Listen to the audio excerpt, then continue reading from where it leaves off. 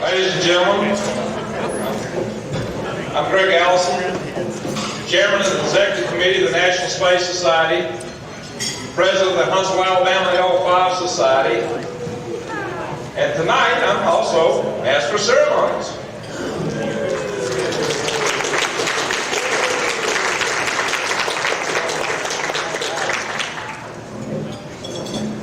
And we're very fortunate tonight to have an interesting program and an interesting guest speaker who's one of the true pioneers of the commercial space age, Mr. Charles Chafer. Mr. Chafer is President and CEO of Team Encounter, LLC, the world's leading provider of public participation space missions. That's a mouthful, especially for a Southern boy. He is the co-founder of Celestis Incorporated, and he is the team that led and conducted the first post-cremation memorial space launch.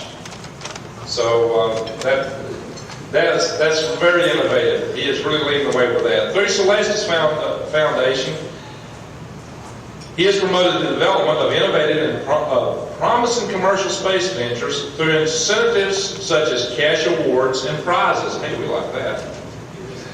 Mr. Chafer has worked with Deep Space Services Incorporated of America, SSI, and was instrumental in SSI's successful effort to launch the first privately funded rocket, the Koszoru 1, in 1982.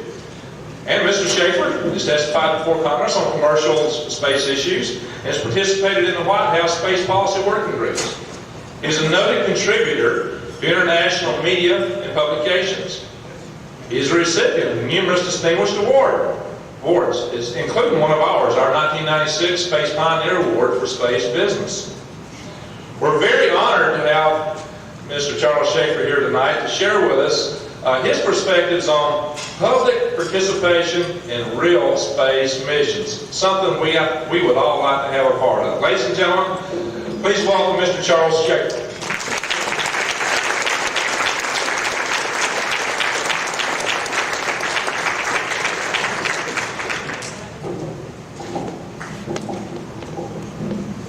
Thanks, Greg.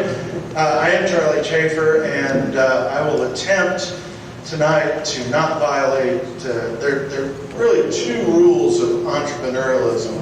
The first one is one business at a time, and I've already violated that. We've got two businesses going. But the second one is good entrepreneurs know when to leave.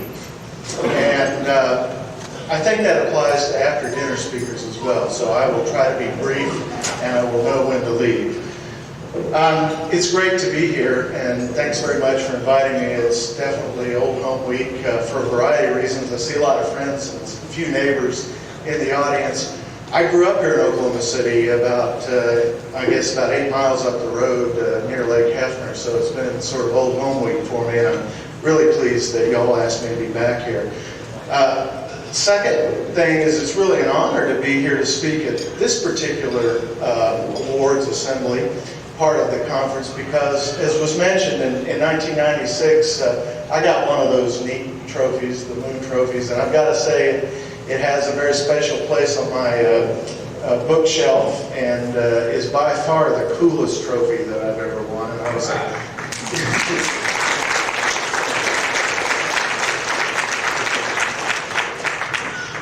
I'd like to talk to you all tonight about, it is a mouthful, and I am a little bit of a Southern boy too, about public participation in space.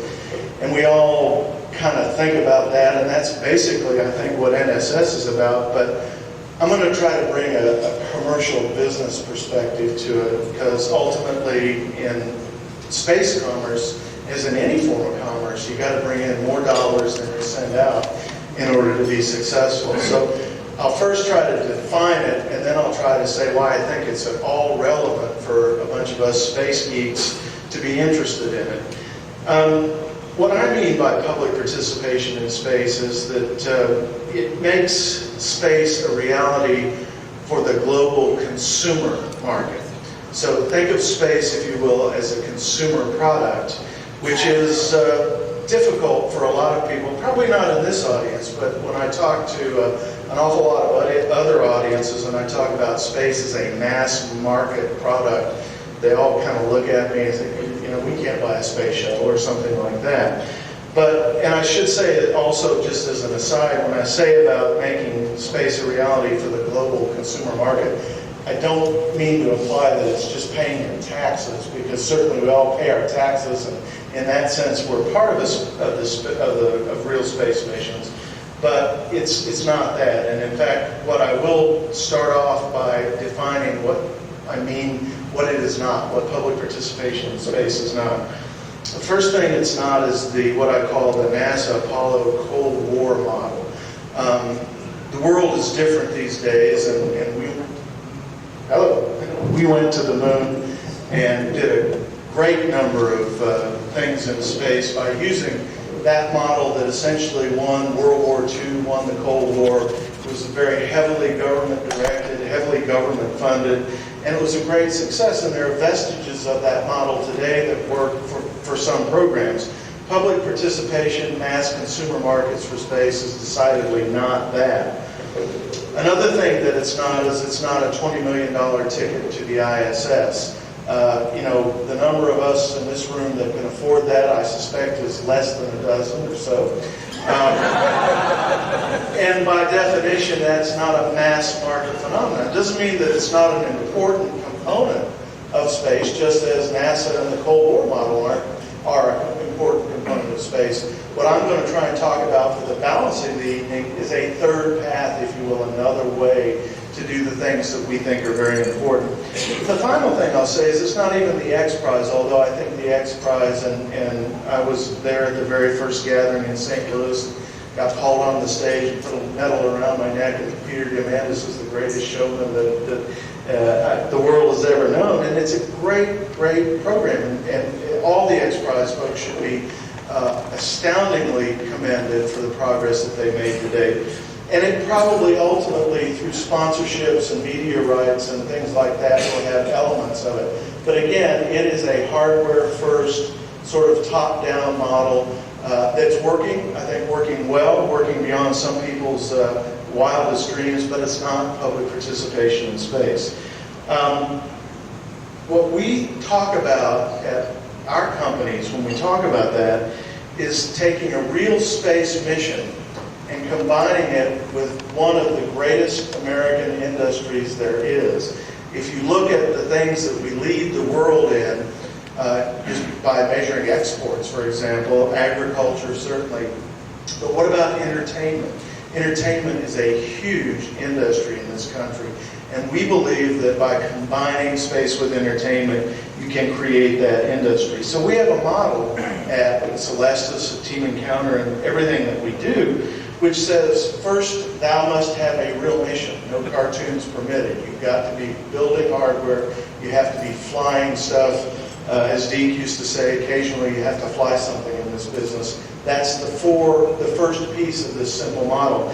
The second piece is you've got to get that real mission widely known. Every time we do a funeral launch, we get on the order of 500 million media impressions worldwide for a little tiny canister of dead folks on a little tiny rocket. And the reason is because it's a compelling human interest story. We have people from all over the world who participate in Celestis, who fly to Vandenberg Air Force Base to be a part of that real mission, and it becomes a widely known phenomenon, not just because we flew Timothy Leary and Gene Roddenberry on the first mission. Every one of our missions, up to and including the last one, which was our 5th flight, have garnered large amounts of media attention. So real mission, widely known. Final point is make it easy for the consumer to purchase. Here the analogy is one of, we all know that the Mars websites, the Pathfinder websites broke the internet record. A lot of people remember the Pathfinder broke the internet record. A lot of people know that the most recent one did. But the 2 missions that actually failed on Mars eclipsed the Pathfinder website hits and website unique visitors. That's okay, but what you need to do is link that to a shopping cart, giving people a way to purchase. At Team Encounter, we average between 85 cents and $1.50 per unique visitor over literally 50,000 unique visitors to date. Now, we haven't even flown anything yet, and that's just when Arthur Clarke signed up. People came to our website, oh, I've got to buy a cap, oh, I've got to buy a mission participation kit.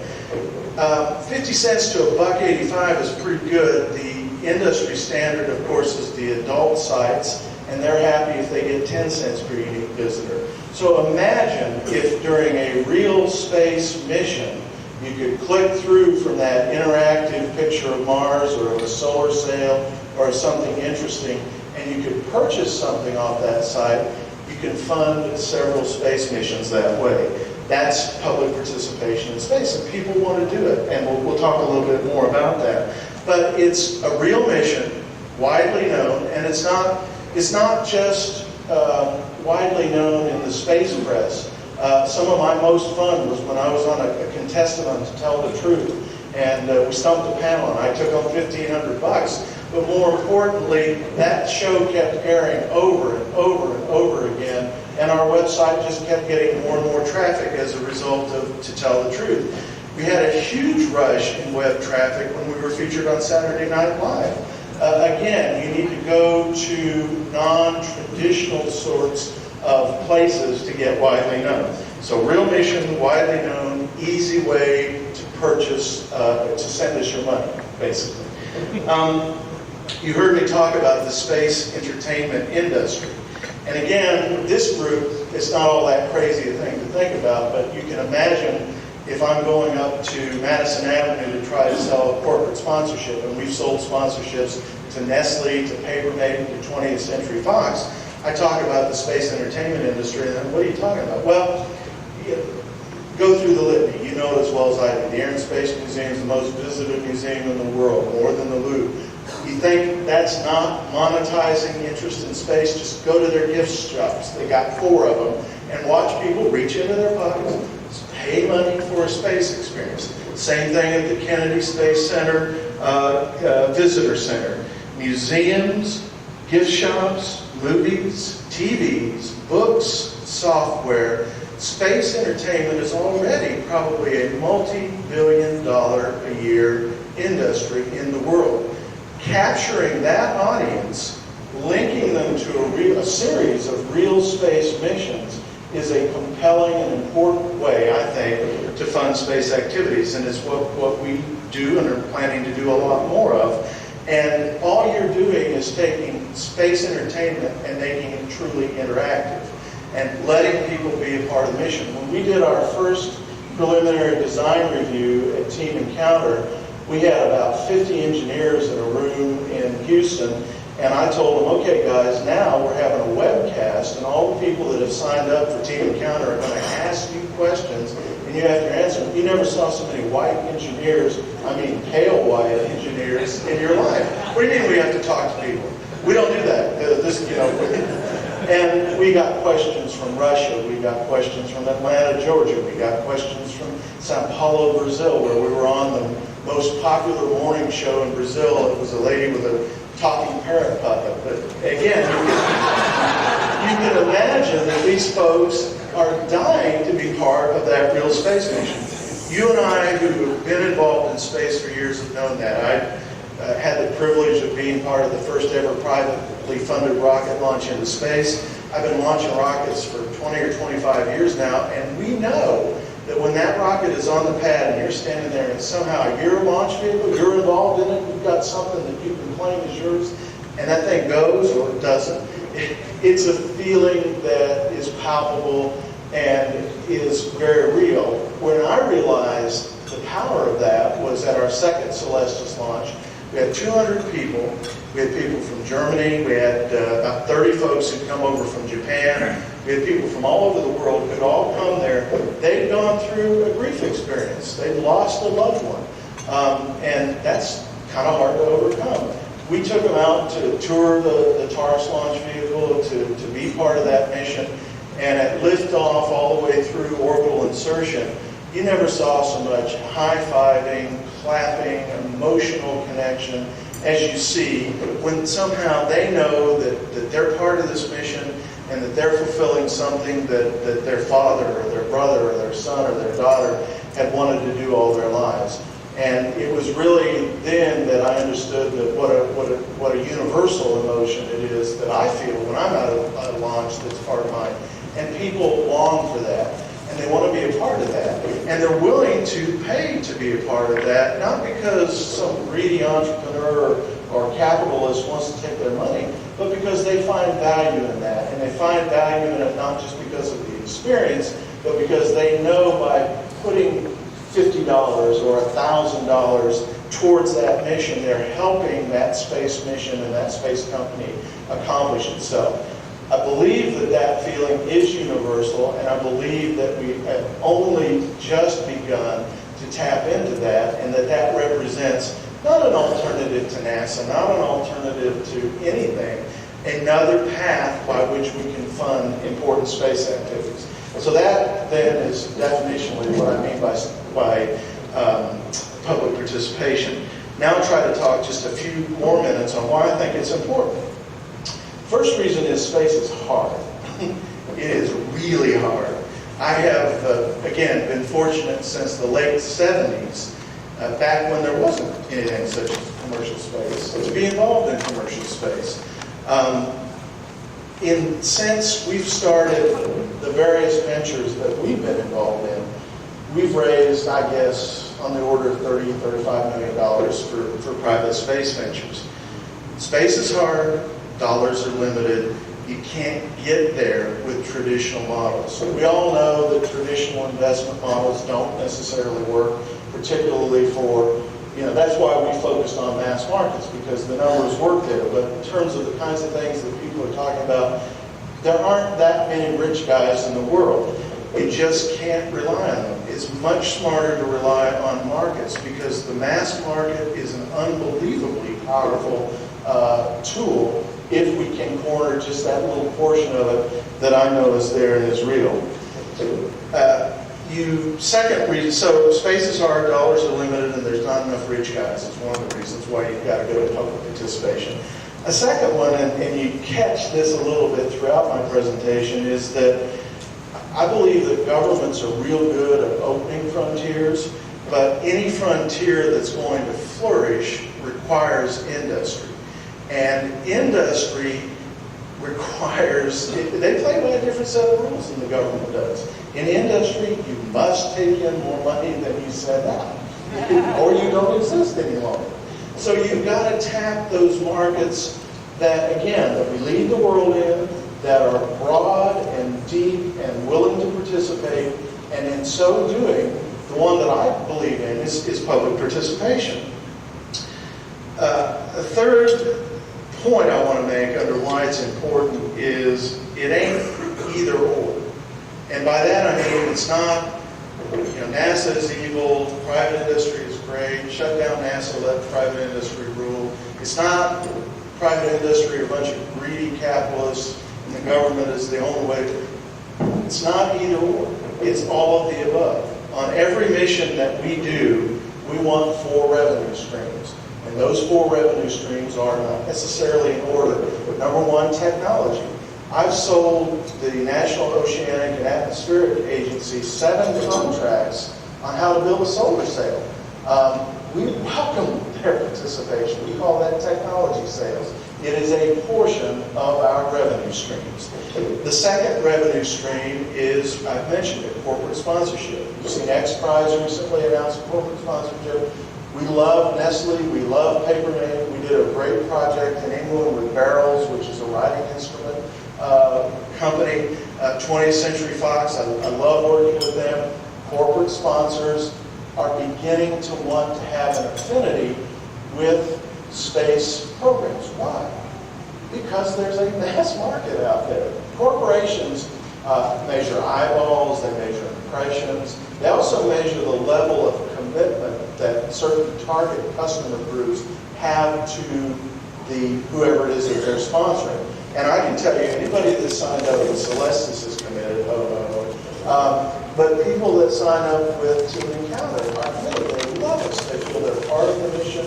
And everything that we're doing not only shows a broadness of a consumer market, but adapt to that consumer market that attracts corporate sponsorship. Third revenue stream we want is media rights. We put on great shows. We intend to put on even greater shows, and that can create wonderful opportunities for revenue. And the fourth revenue stream is the public themselves. We started Team Celestis believing, well, that's a great mass market. Everybody dies. A lot of people elect cremation, and I believe that at least as many people felt an affinity when they walk out at night and look up to the starry skies as do the oceans. And sea scattering in the funeral business is a huge business. So public just wanting to be a member of your team is a fourth revenue stream that we do on everything that we do. So public participation is important because it contributes revenue in a non-either-or fashion. All right, 2 more points, and then I'll try to close it out and take a few questions if we have time. What should government do? You know, I picked space funerals for a very specific reason. I just didn't think NASA would ever compete with me in that. And in point of fact, NASA periodically, when they wanted to honor Gene Shoemaker by making him the first person buried on the moon, they came to us. They asked us to help them do that. Having said that, every other space venture I've ever been involved in, including some that I'm involved in now, finds the government as a competitor. They're also a cooperator. Again, it's not an either or. But the government really doesn't need to compete in public participation missions. There's a NASA branding exercise going on now that some of you all have seen where NASA is selecting what companies to allow NASA logos to be put on. I'm kind of lukewarm about that. I don't get too animated about that. But on the other hand, every time I've found a revenue stream, it's really hard to go out and raise money when they say, oh, you're competing with the U.S. government. So the first thing I'd say is leave us alone, don't compete with us, give us a chance. Second one is be a customer. Now that seems a little bit contradictory, but allow me to explain. Look for opportunities to work with the private sector. And by that I mean, don't give me a contract where you have assigned more people to oversee the work that I'm doing than I have as employees. Purchase the data if I succeed. Come up with, and again, that's why I like the work that we've done with NOAA today. Every single one of those NOAA contracts has been a data purchase. If we didn't deliver the data, we didn't get any money. But when we did, but there was nobody saying, you've got to do 28 pages of reps and certs to compete for this contract. So there are opportunities for the government in this new world, but it has to be a new model.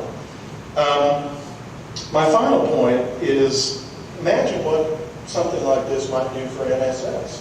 I mean, we're just a little teeny company in Houston doing this stuff, and we don't have the breadth of support that pro-space organizations do. But imagine, and you see a little bit of this in Planetary Society, but let's say if $1 from every space movie ticket were to go to NSS for real space missions. Y'all could use that and probably would use that well. My point is that you have to start thinking in those terms, not in traditional terms. That's really, I think, what entrepreneurialism in space and everywhere is about, is that look for opportunities where you can bring some unique capabilities to the table. And your unique capabilities are, you got a bunch of really committed people that want to see this happen. And all we have to do collectively is turn around and address that huge, huge commercial market for space. It'll be good for NSS. You guys might come and contract with me for a mission. It's a win-win scenario. But think about it and see if you could interact with it. So I'll close by saying I think that the power of the mass consumer market linked to commercial space development missions can create the future that we're all here talking about, not at the expense of the president's vision or not at the expense of anything, but as an individual, independent path that can, in and of itself, be successful and in and of itself create a whole new generation of space technologies and space missions. So I think that's a good message. I certainly believe in it, have devoted several decades to trying to make that happen. And, you know, the nice thing about it is it's not it's not an either-or deal. There's plenty of market out there for everybody. And if we start finding that market collectively, I think we'll all see more space activities a lot sooner than we would if we did. So thanks very much again. It's really, I feel like I'm among friends here. And so given that, I'll take a question or two if we have time. Thank you.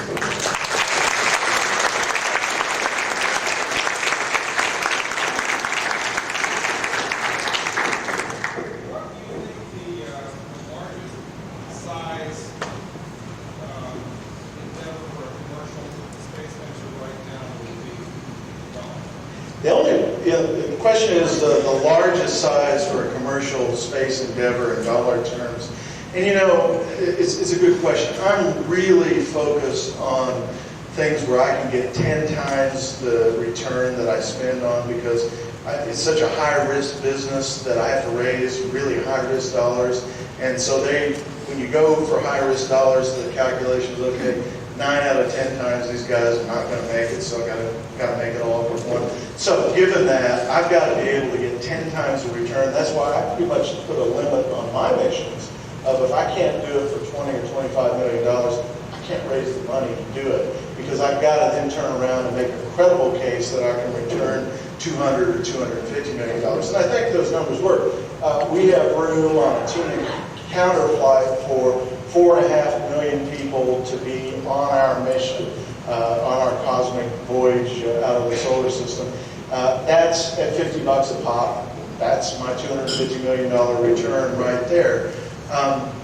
Having said that, you know, they built the Alaska pipeline with private money too. So it's less the absolute cap than the relative return that you can show credibly. And I say credibly, go to any investor, the first thing they do is you have to cut your numbers in half before you go there.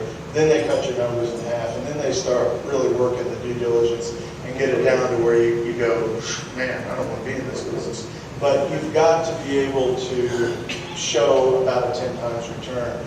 And if you can do that, then I think the sky is the limit in terms of the cost of mission funding. Any other questions? Thanks very much.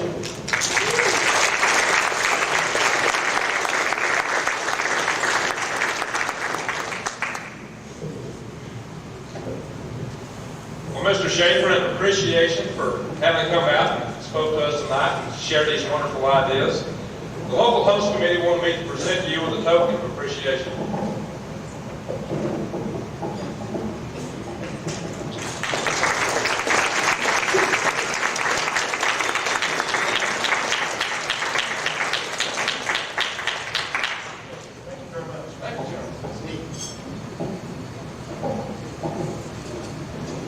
You know, a man was offering space experiences to die for. Hey, that's all right. Hey, just make sure you leave your bequest to the National Space Society. Actually, you know, I'm really enthused by the kind of things you're doing and what that represents. I've got my own commercial space enterprise that I engage in, and you know, you guys just throwing the ashes up, you provide a market for a launch service provider. That's important. And you really are pioneering commercial space enterprise. It's real tough in that business. It's really, really tough, I know. I've been working to dabbling and so forth, and it's tough. And that, you know, what he's talking about, needing to have a 10 times return is very challenging. So we have a lot of gratitude for what you're doing. You're pioneering and paving the way for all of us to follow in. So we hope to learn a lot of good stuff from you. Thank you, sir. Well, now we'll move on to our award ceremonies. And we're going to start our awards ceremonies for their chapters. So, Jim, where are you at? There you are. How about come on up, Jim?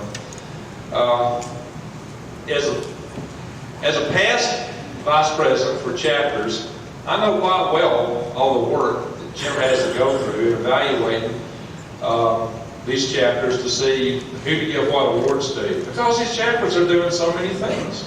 They have a lot of projects, a lot of activities, and boy, I created a big spreadsheet, and I go through the activity reports and just what I know about them. It'd take me a couple of hard, long weekends just to sort it all through and figure it out. So the chapters do a lot. It's a worthy thing, and I'm really happy that we can show some appreciation for their effort. Jim?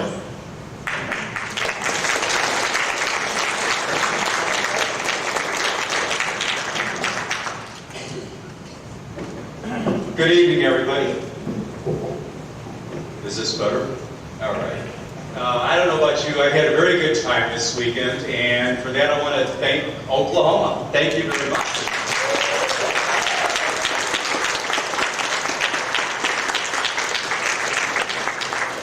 I've only had one problem. I've had a lot of fun, but not a lot of sleep. So hopefully I'll rectify that when I get back home. No offense, Greg, but I think I've got a better job than you, because as VP of chapters, I get to spend all my time with the chapters. And I am someone who is here because of the chapters. In fact, I go so far as to say that you're not really fully fulfilled as an NSS member unless you're a member of a chapter. And I'll give you just one example.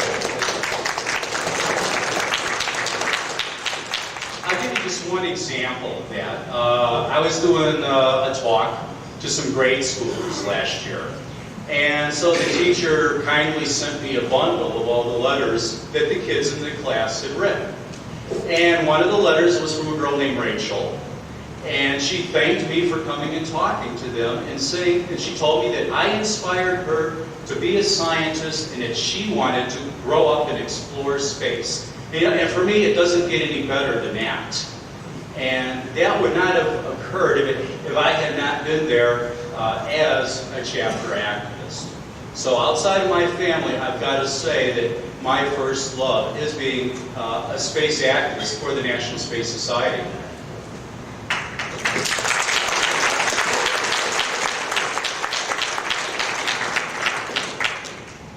With respect to chapters, we did pretty good this last year, I think, but I've got a problem with the United States. We're a little bit behind our foreign competition here. In the U.S., we got a couple new chapters, or actually we only had one new chapter in the United States, and that's the Phoenix chapter that was started up by Veronica Zavala. Some of you may know her. We also have a new special interest chapter, the NSS Space Elevator Cyber Chapter. The special interest chapters are, of course, non-geographic specific, so they span the globe. They can have members from around the planet.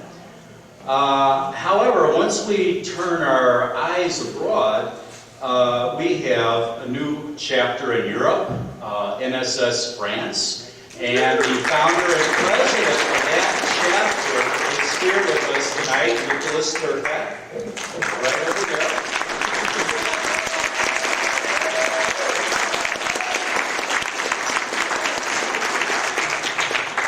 We also have a new chapter in Brazil through the tireless efforts of Maria Tome, who was able, she didn't want to be the chapter president herself, so she got Brazil's astronaut to NASA, Colonel Marcos Pontes, to be their chapter president.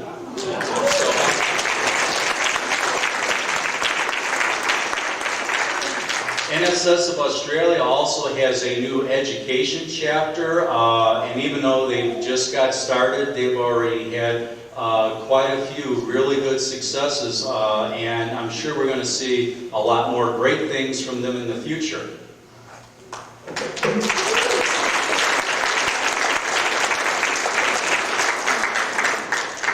And also on the international front, I would just like to point out that two members of the Space Nursing Chapter, which is the largest chapter NSS has at over 400 members, Linda Plush and Dr. Eleanor Arrangers, have been selected by the Mexican Lunar Habitat Project to serve as advisors on their Human Factors Crew Health section of that project. So congratulations to the Space Nursing Society.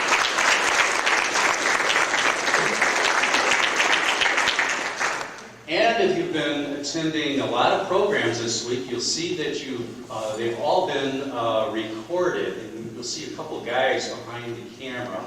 One of them has usually been Hussett, who's right here up in the front, and the other is Scott Shefty, and they are here with the Minnesota Space Frontier Society, who I have the privilege now of welcoming aboard as an NSS chapter. Welcome, sir.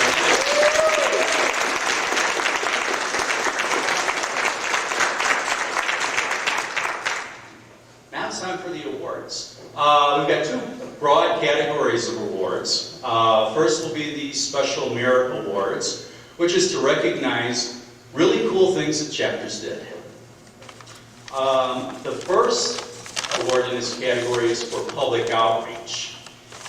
With more and more people turning to the internet as their primary source of information, the NSS must be ready to take advantage of this new medium and make sure that our message is there to be heard, and to facilitate and encourage our chapters to create chapter websites. We have free hosting services available for the chapters, courtesy of Randall Severy and Cyber Teams. Thank you very much, Randall.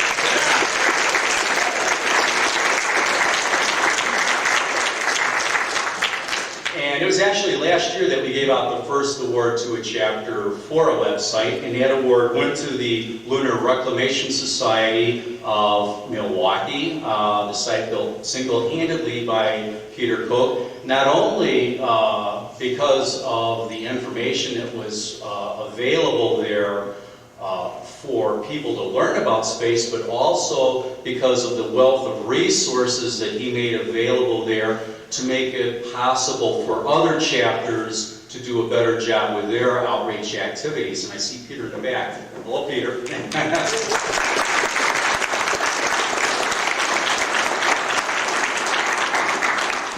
So it's always fun to go around and visit all the chapter websites, and so I was doing that this year.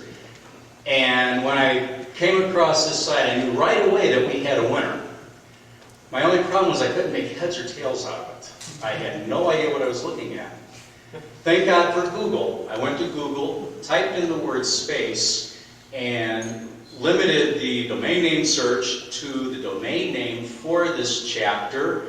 And voila, there before my eyes was a somewhat stilted English language version of the German Space Society website. And this year's winner of the Special Merit for Public Outreach Award is the German Space Society, President Michael Steniken, and here to accept the award is Nicholas Turcotte.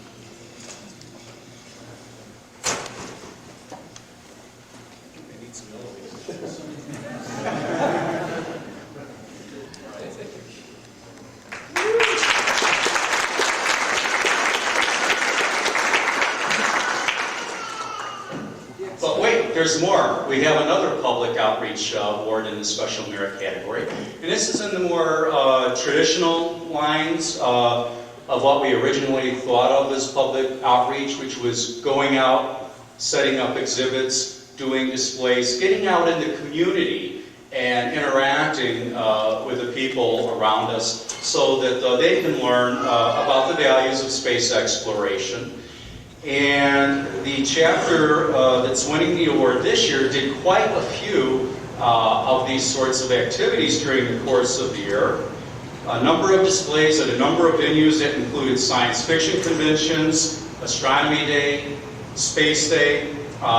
They did an engineering fair, They also staffed chapter information table at the Mars Society Conference. And this is all in addition to an excellent programming lineup, which was their normal course of activities, making quality speakers available to the public. So the winner of this year's Special Merit Award for Public Outreach, again, this time is NSS Seattle, Michael Nelson, President. And I believe, where are you, David? Come up here.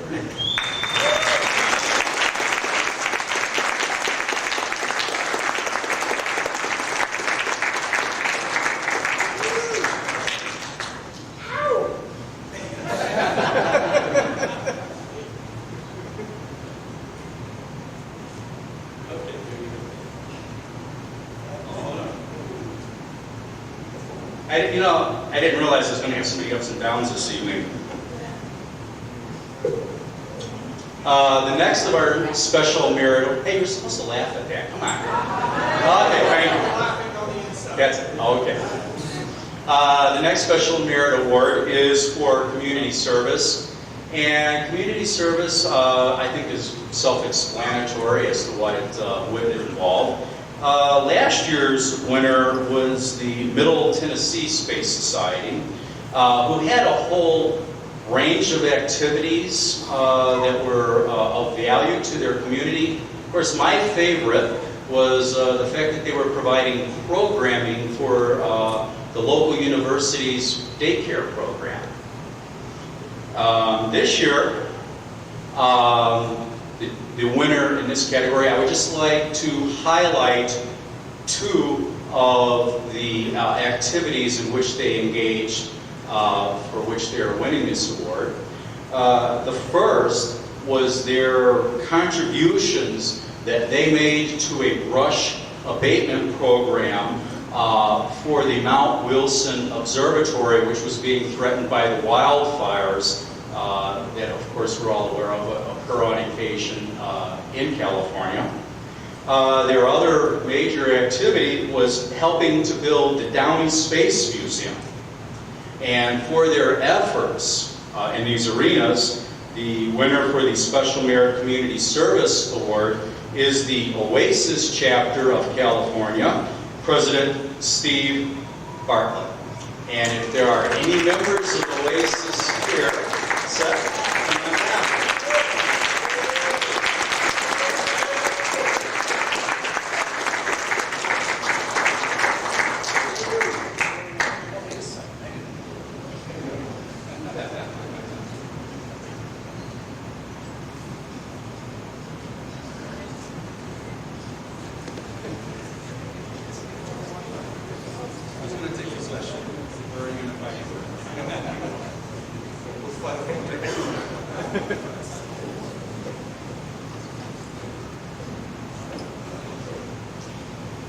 Next up on our list of awards is the Special Merit Award for Education. Last year, this award went to NSS of North Texas for the huge amount of work that they did in creating an updated version of the Boy Scouts of America Space Exploration Merit Badge Handbook. And I understand that handbook will be published this fall. And it was quite a bit of work that they put into that. This year, the award is going to a chapter that for 12 years has put on a weekly space program. And in addition to that, it's really been through the dedication of the chapter's president that for this last year, they had a 6-table display at their community center's Astronomy Day activities while simultaneously carrying on educational programming at their community's nature center. They provided Mars Watch programming for their local university's Dyer Observatory, which had audiences that totaled approximately 4,000 people. They also conducted monthly educational programs at their observatory with audiences that ranged in size from 20 to 200. And in spite of those numbers, my favorite was their lunar cratering simulation demonstration that they did for the school kids. And for this one, I had to call him up and find out what's the story here. I want to know what you guys are doing, because I would like our chapter to do that as well. Well, all I know, it involved kids throwing candy at a simulated lunar surface. And, you know, we laugh about that, but, you know, to a grade schooler, you know, that can be pretty cool stuff and pretty inspiring stuff. So I am definitely planning on incorporating that into our lineup of activities. So this year's Special Merit Education Award goes to the Middle Tennessee Space Society President Charles Schlimm. And is David, are you here to accept the award on Chuck's behalf? Or excuse me, Harry. Harry Reed? There you are.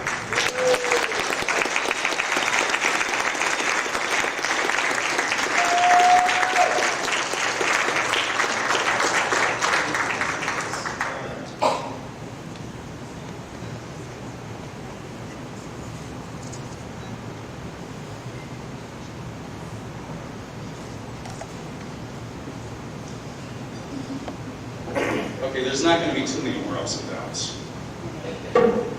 That was a better response that time. Okay, next is probably an award that's probably nearer and dearer to all our hearts, and that's the Explorer Award.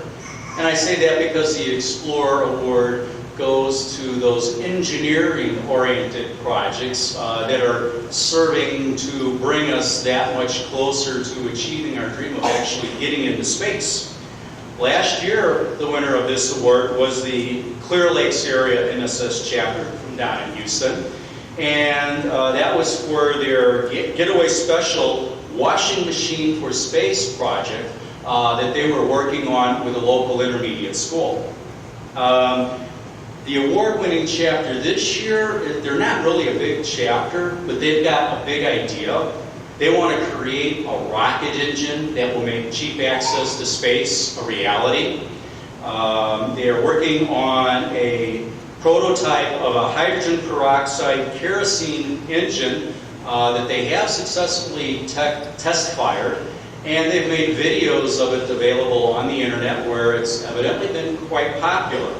The Special Merit Explorer Award goes to the Sacramento L5 Society, Robert Compton, President.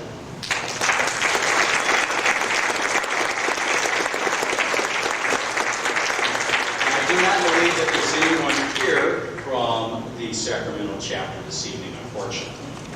And this is a chapter with, as I say, not too many members, so never doubt what a few dedicated people can accomplish. Now it's on to our final category of awards, the Chapter Excellence Awards. These are awards that go to chapters for those projects and activities that they've engaged in that are deserving of extra special attention because of the quality that they've achieved and the scope of the project. And the first award is in the area of public outreach. This is actually kind of unique this year because it's actually going to 2 chapters rather than 1 chapter, and that's because these 2 chapters collaborated on the project. They were approached by a man named Steve Durst of Space Age Publishing, who had this idea of creating a Ad Astra Kansas Day. They've been working on it, and they actually got the governor of Kansas to issue the Ad Astra Kansas proclamation last April, declaring the existence of an Ad Astra Kansas Day, which would recognize the importance of science and technology to the future growth and well-being of the state of Kansas. So a joint Chapter Excellence Public Outreach Award goes to the Heart of America chapter, President George Howard, and the Wichita chapter of NSS, President Dr. Randall Chambers.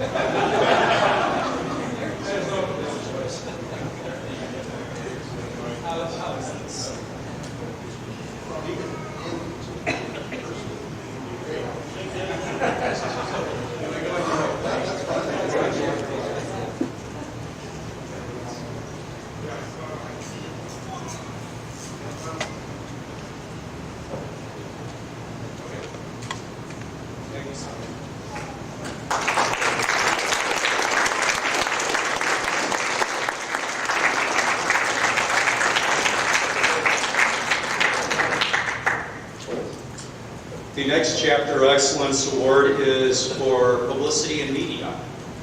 Last year's winner of this award was the DCL5 chapter for their public access television program Around Space. This year's winner one-upped them. They did one better. They actually received an industry award for one of the programs that they produced. In fact, they were in a competition that included approximately 10,000 other entrants. The categories, basically, it's something called a Tully Award. And it's been to honor outstanding local, regional, and cable programs and commercials. This particular program produced by this NSS chapter was called the Near-Earth Asteroid Threat. And the judging of these awards was overseen by a man who himself was the winner of 7 Emmys. Now, who am I to second guess an Emmy award-winning judge? The winner of this year's Chapter Excellence in Publicity and Media is the DCL5 chapter. Donnie Lovell, where are you, Donnie?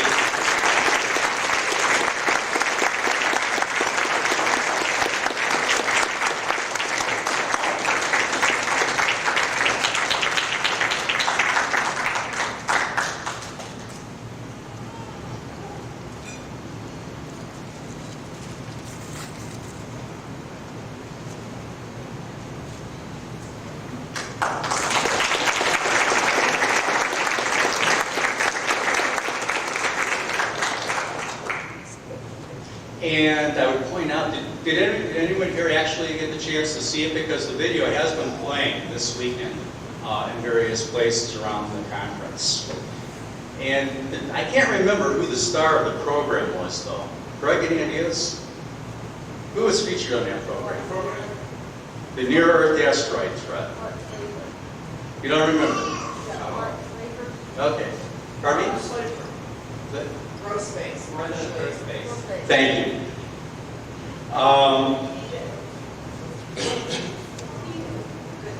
Chafer from ProSpace.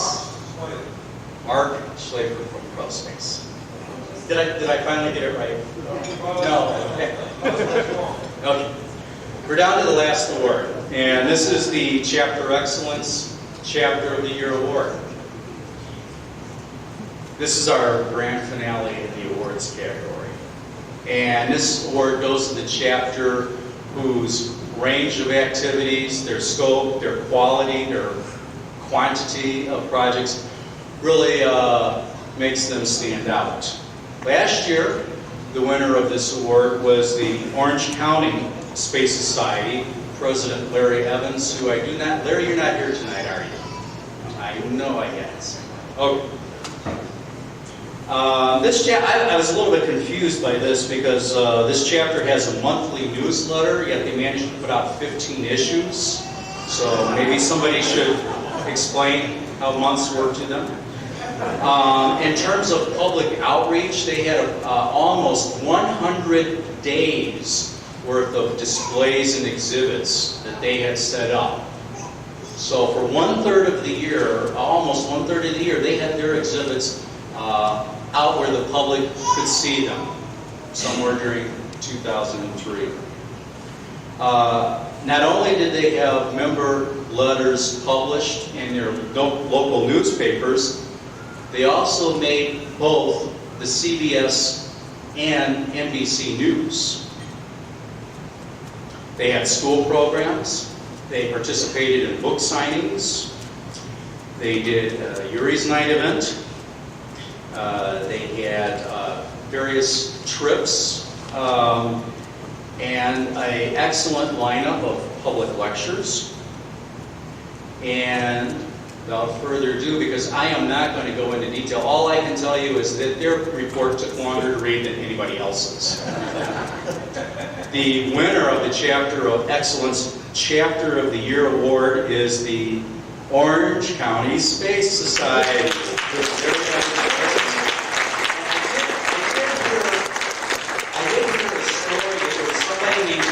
Who was a member of that chapter and that he was here tonight, so he could come up and accept that award on behalf of their chapter.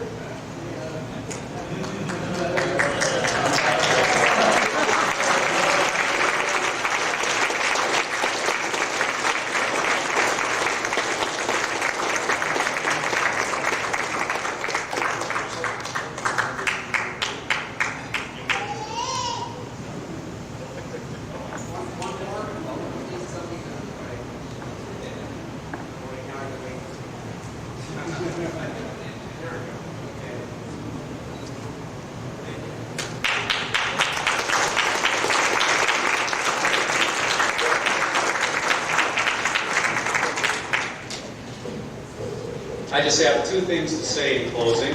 One is, if you're not in a chapter, join one.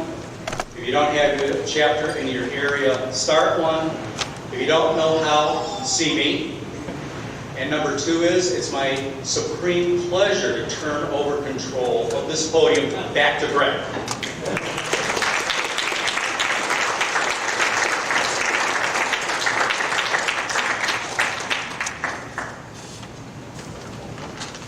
Hang on a minute, I don't want me jumping as much.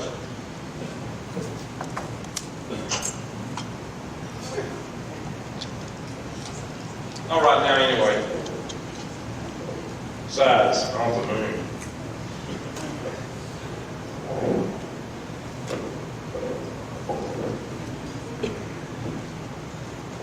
Well, Jim, thank you very much. And yes, you do have the best job. I fully agree, chapters are a lot of fun. At least I am president of one. It keeps me a lot of fun too, crazy stuff. But anyway, thank you for that. And I want to thank all the chapters again for all the fine work they've done. I've had to read those reports that you mentioned, some of those real thick ones, and some of them, they're really pretty intense. There's a lot of stuff. It's just overwhelming when you look at some of the things some of these guys are doing. And moreover, I kind of echo one thing that Jim picked up on. He was talking about when somebody comes up to you and tells you how space has affected their life. Every now and then you get that kind of message that comes along for some activity you've done, be it an education program or something like that. I think that those are the ones I usually pick up on that kind of warms my heart the most. We had in our ISDC in '93 a kids education track. There were 69 kids participated in it, and one of the mothers sent us an email telling how that inspired her daughter to go to college to become an engineer. And she said it was directly related to that track that's participating in it. So, that gives you a warm feeling. It's really good. Once again, thank you guys. So we're going to move on now tonight to more fun stuff. In fact, we're going to move on to the Space Pioneer Award. The Space Pioneer Awards recognize those individuals and teams whose accomplishments have helped us open the space frontier. The awards are divided into a number of categories such as media, space business, legislator, scientist engineer, and space activist of the year. The intent is to recognize those who have made significant contributions in different fields of endeavor and to develop a spacefaring civilization which will establish communities beyond Earth. I mean, this is for the people that's doing things to get us there, guys. This award is a rendering of the moon in pewter. It was created by the noted space artist Don Davis and produced by the Baker Foundry in Placerville, California. The moon may not at first seem to be an appropriate choice to represent the spirit of a space pioneer, However, the choice of the moon becomes clear when one considers that in most scenarios for moving humanity into space in a big way, you find that they're requiring the use of lunar resources at some stage of that process. The use of the moon as a proving ground and many other things like that. And certainly this applies when you consider the space vision announced by President Bush last January.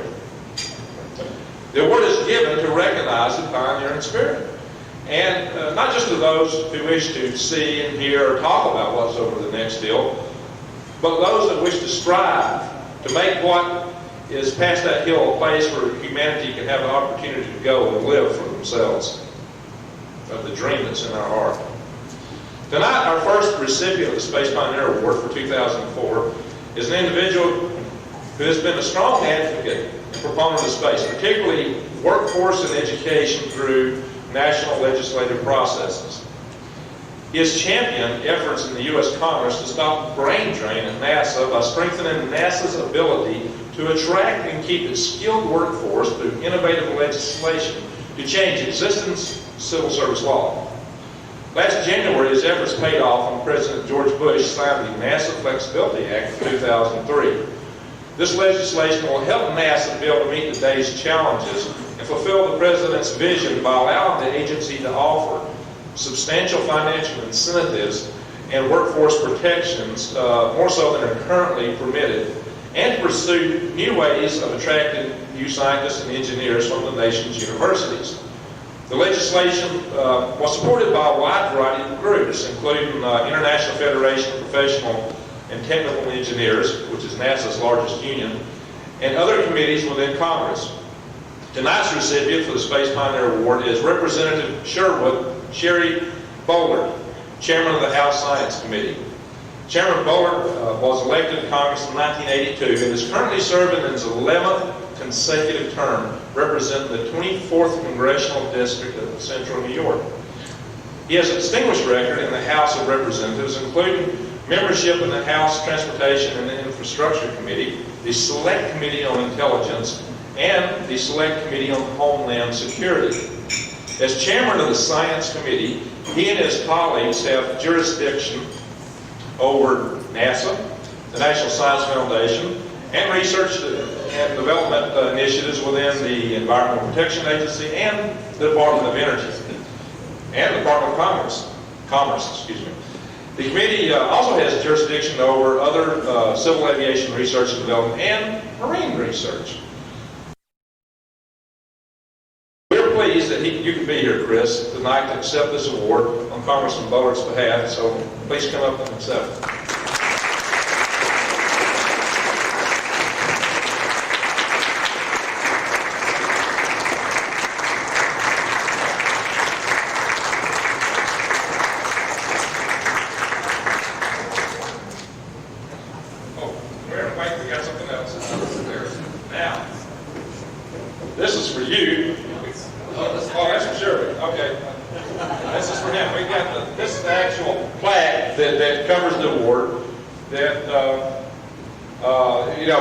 It describes what it is, and it says, for his dedicated advocacy and support of the NASA's Flexibility Act of 2003 and enabling NASA's workforce to meet the nation's space exploration challenges and opportunities today and in the future.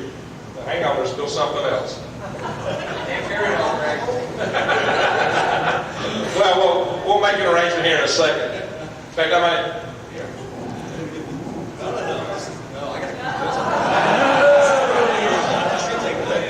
Better watch him, I throw it at you. Now this one is for you because of you're the man behind the curtains. I think here's the idea. You guys can't see it, but this is the Wizard of Oz, the idea of the man behind the curtains. That's what it says. Pay no attention to that man behind the curtains. Thank you.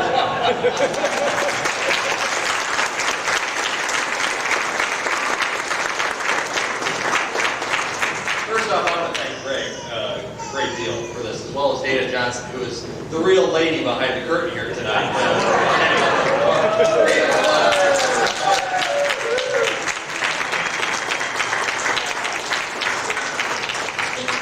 Dana does me real well, as opposed to her husband, who gets me in all kinds of trouble.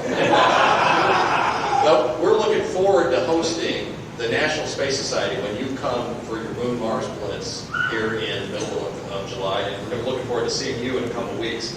If there's one thing I mentioned to Greg earlier is Congressman Boehlert has Cooperstown, New York in his district. And the first thing I thought is, this looks like a baseball.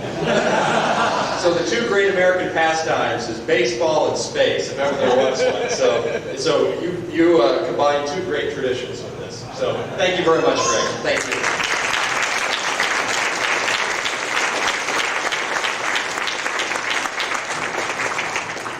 Yeah, it's pretty appropriate that the lady behind the curtain gives an award for the man behind the curtain.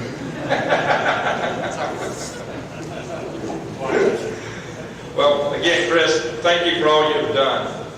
Now we're going to turn the ceremony honor over to Mr. George Whitesides, and he's going to be presenting the Space Activist Awards.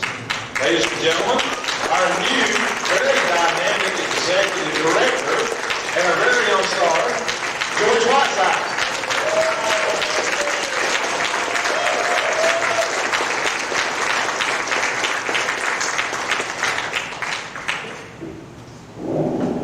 Thanks very much, Greg. I am here for a very wonderful award.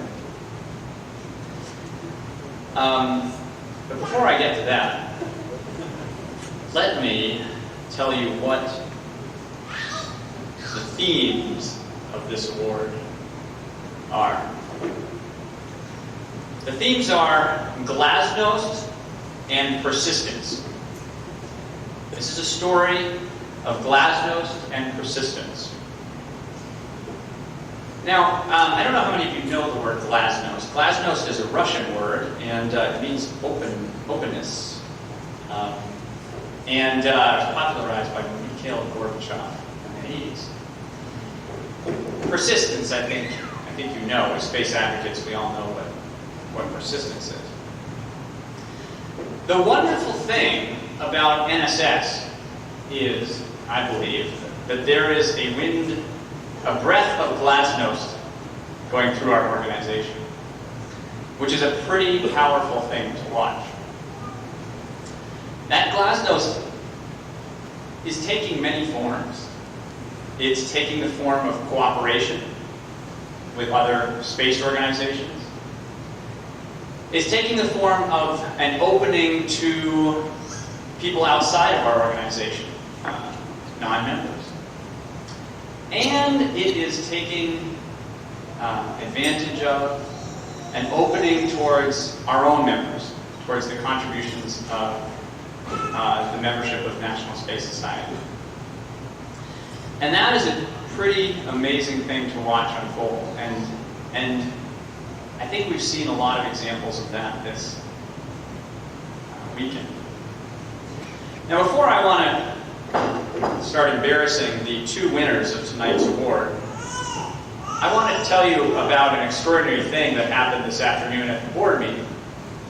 Now, first of all, I'm sorry that we weren't there with the rest of you at this board meeting, but we were talking, as we often do, about money.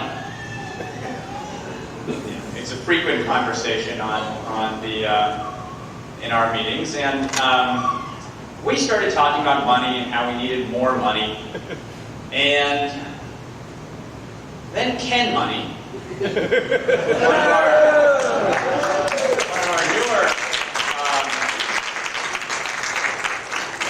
one of our newer board members, Ken Money, the Canadian astronaut, who I hope you all know now, he raised his hand, and in his sort of quiet, powerful way, he said, wouldn't it be great if we made, a gesture?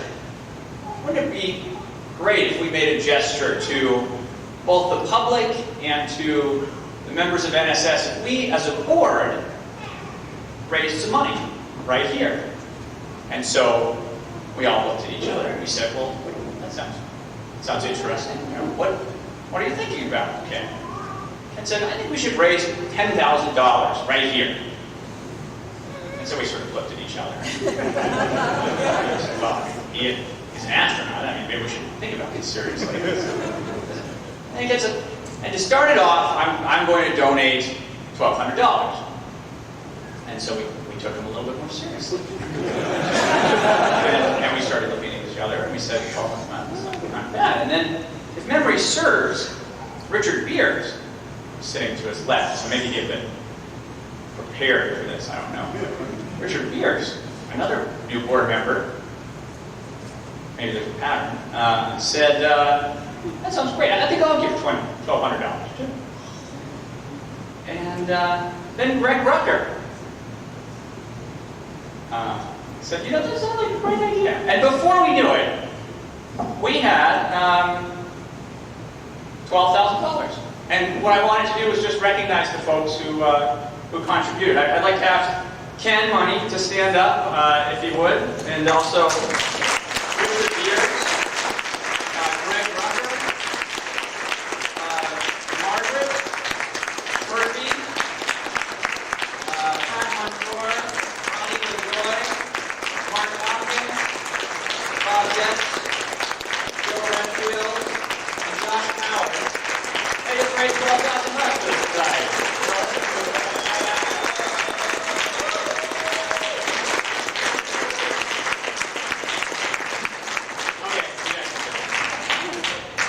So that's extraordinary. And, you know, openness to donations is another important part of Glasnost. I welcome your, you know, I'll hear Mikhail Gorbachev anytime, but we'll raise some money. So now for the really good part. I am here for a serious purpose, which is the following. I am here to present the Space Activist Award. Now, the Space Activist Award is an incredibly difficult award to give. And that is because we are all activists. That is why we are members of the National Space Society. That's why we're here in Oklahoma, because we care. And so it is very difficult to sort through the wealth of activism and activists that we have in our community to select one, or in this case, two individuals who, for whatever reason, shine particularly brightly in this year. And they are both examples of the two themes that I'm continuing on tonight, Glasnost and persistence. When I arrived on March 15th to 1620 I Street in Washington, D.C., we had a bit of a problem. The problem was that our database didn't work. It was a little bit worse than that. But before I talk about that, let me tell you quickly why a database is important. I don't know how many of you are familiar with, you know, databases, but I think a better way to look at it is that, not to put too fine a point on it, but we are, to a greater or lesser extent, our database. And that is because we are, to be serious, we are our membership. You know, we are you. You know, simply put, we are you. So when you are a broken CD-ROM sitting in my inbox, I don't know you very well. You know, we don't have a good relationship. You know, we're not talking. You don't call me anymore. Or when you do call me, it's, you know, why don't you? Does that mean I Ad Astra? You know, things like that. So we had a bad relationship with our database. Therefore, we were not as close with our membership as we should have been. These, the two gentlemen who are the recipients of tonight's award, fixed our relationship with our members. And for that, we are grateful, because they have, to a greater or lesser extent, made us whole again.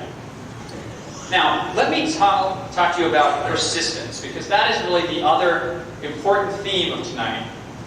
And it is important because, you know, we are persistent as a community. We have been doing this for a while. And these two gentlemen are persistent because they would not give up on NSS. Now, let me tell you a little bit about a story. The first gentleman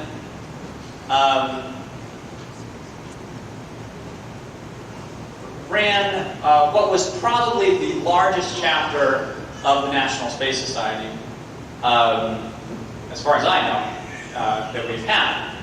And I'll identify these people now, but I will ask that they stay seated for the moment, and we'll bring them up in a moment. The first gentleman is Gary Barnum.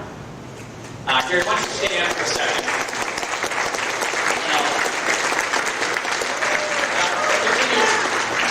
We've got a while. I'll tell you some stories about Gary, and then I'll tell you some stories about the other individual. But Gary ran get this wrong. What is it? The Maryland, give me a second. Mass, right? Maryland, wait one second. Stand by. Standing by. All right. He was the co-founder and executive director of the Maryland Alliance for Space Colonization. Okay. Now, Mass did many wonderful things during his tenure, one of which was to somehow attract over 1,000, I don't know, perhaps 2,000 students and other people to be members while Gary was the leader of this fine organization. Now, something happened, which I won't go into right now. Something happened between Gary and the National Space Society a while ago, and let's not say they broke up, but they had a difficult period apart. We all go through difficult periods with our loved ones, and this was one of those periods. Now, in Gary's case, this went on for perhaps a decade.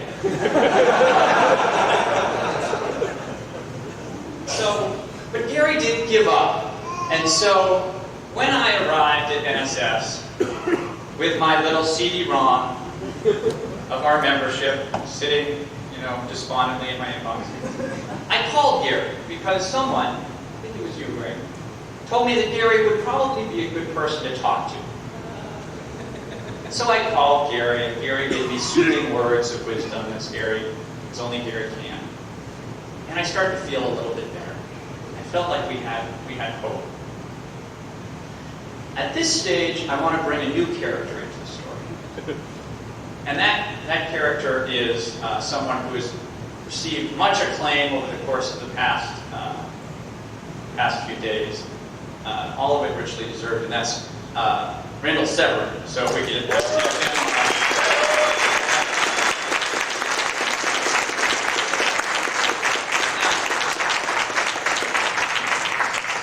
Randall is another story of persistence, but this is even better. This is really great. And I have to get it right, so I'm going to look at my computer now.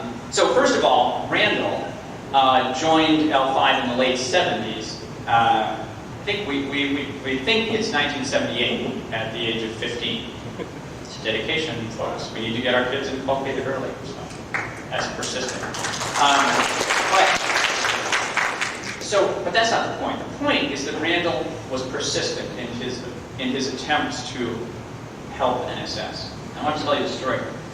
In 1992, the internet was just being born, right? There was something called, what was it called? Genie Online. Right? I don't know if any of you know Genie Online. It was basically sort of a proto-internet creature, where people would furtively go around the internet and they would type, I don't know. I was like a freshman in college, so I didn't really know anything. Anyway, so at that time, NSS was creating a presence on Genie that would later bloom into wonderful things, but at that time it was just this thing. And Randall, who was working, I believe at the time, for GE, which I think owned Genie, I think that's the reason it was called Genie, I don't know. Anyway, Randall was working for GE and knew a lot about Genie and offered his services to NSS and was rebuffed for the first time.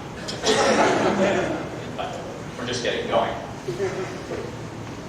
Skip forward to 1998, Milwaukee, the ISDC, Milwaukee.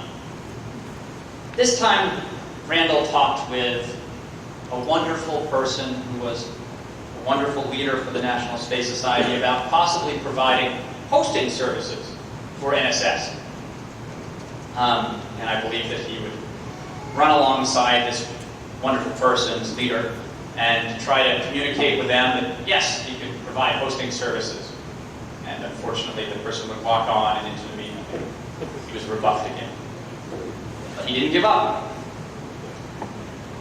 The third time was in 2002. And Randall held a summit with our leadership, just a few of the leadership. He went through a menu of services that he could provide for free to the society. And he went through, by this time, Randall was a successful business owner, and he had a company with employees and products, and he offered these things to NSS. And yet again, Randall was rebuffed.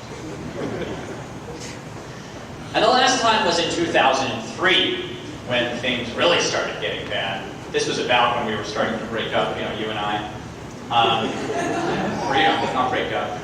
We'd had a fight, whatever. Anyway, so yes, we're out. So we, Randall offered his services one more time, and let's just say nothing happened. But now comes the good part of the story. 2004. Gary's in the picture.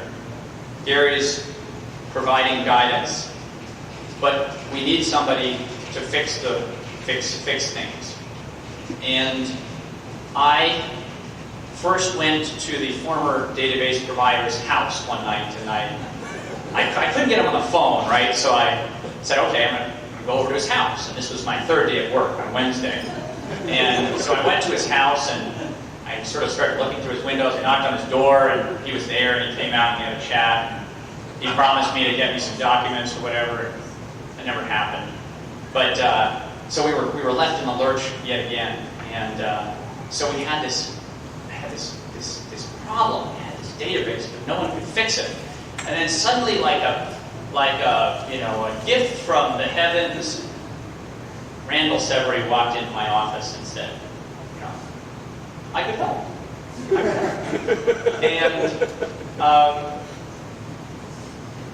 for NSS, the fifth time's a charm. Because finally, the National Space Society said yes to Randall Severy. And the rest is history.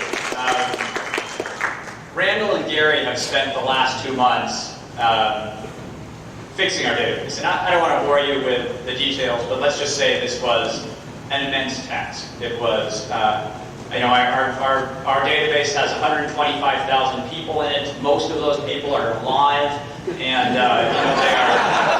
they are still out there. They're moving around. They're dynamic, and this is a difficult problem, right? This is a big object, and it was in chaos, absolute chaos. And so Gary and Randall formed an amazing team.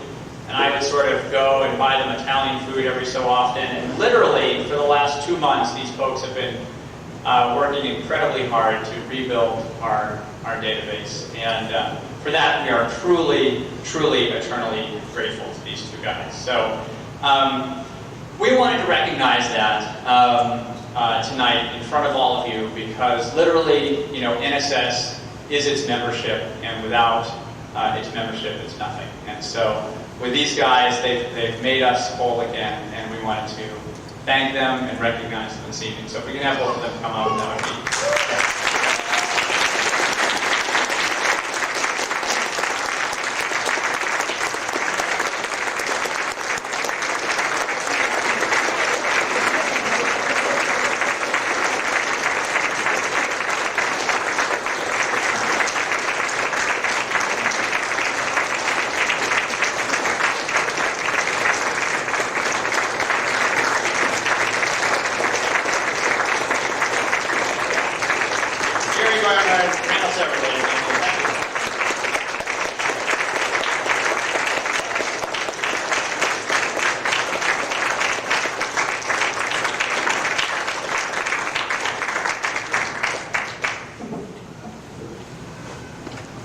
And with that, I will take my leave and turn it back over to Allison.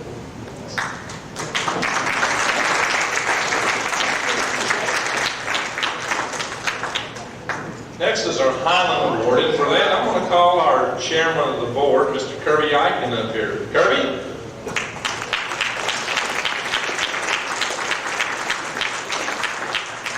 I'll play Vanna White again. I'm from the deeper south.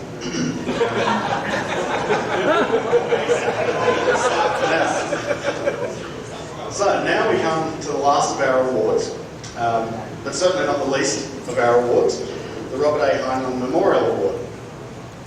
This award is given every 2 years, and its the recipient is determined by the members of the National Space Society. Excuse me.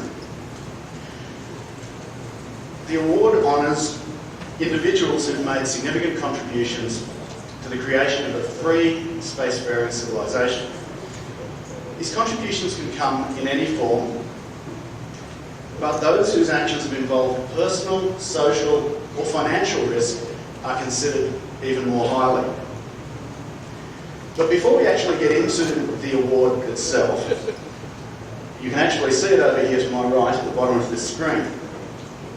So let me just give you some of the background. Well, some of you may be able to see it, it's probably a little bit low down. I think it's a bit heavy to lift up.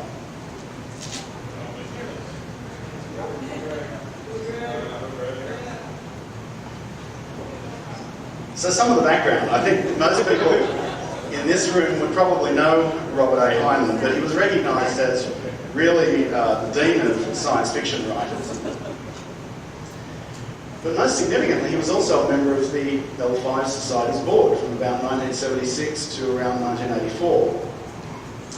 He was an Annapolis graduate, a distinction that he shares with tonight's recipient. And he contributed enormously to the space program. Obviously, his stories brought a vision of space to life, but they're also very entertaining. And I imagine most people in this room have read a Heinlein story or more. The award is given in his memory every 2 years, and it consists of, to give you a more accurate description for those who maybe can't see it so well from up the back. Thank you. It consists of a miniature brass naval cannon mounted on a solid mahogany base with a brass plaque and an inlay of Indian black granite. The barrel is inscribed with one of Heinlein's favourite acronyms. Now, I asked for pronunciation on this because I haven't actually read this particular book, but I'm told it is pronounced as TANSTAFF, and it's the acronym for There Ain't No Such Thing as a Free Lunch. The cannon is a symbol found in one of Heinlein's masterpieces, The Moon is a Harsh Mistress, and represents both the lunar republic and also defiance of conventional wisdom. This year, the members of the Society, and that includes all of the people in this room who had an opportunity to vote, have voted for an individual who's well known worldwide. He was a naval aviator and served as a test pilot. He logged 5,000 hours of flight time, 3,500 of those on jet aircraft. And as we go through this, it will become very obvious who we're talking about. He was accepted into the astronaut program in 1962 and served as both a pilot and as a commander for several Gemini flights. He was then a command module pilot and navigator for Apollo 8 in 1968, backup commander for Apollo 11, and spacecraft commander for Apollo 13 on April 11, 1970. He then served as deputy director of the Marshall Space Flight Center from 1971 to 1973. Our winner, and if you haven't already guessed who it is, then you really need to do brushing up on your space program history. Our winner retired from the Navy and the space program in 1973 with a total of 715 hours of space flight experience, a number that wasn't surpassed until the Skylab flights. Since leaving NASA, he's had a career in business and in promoting information about the space program through various media.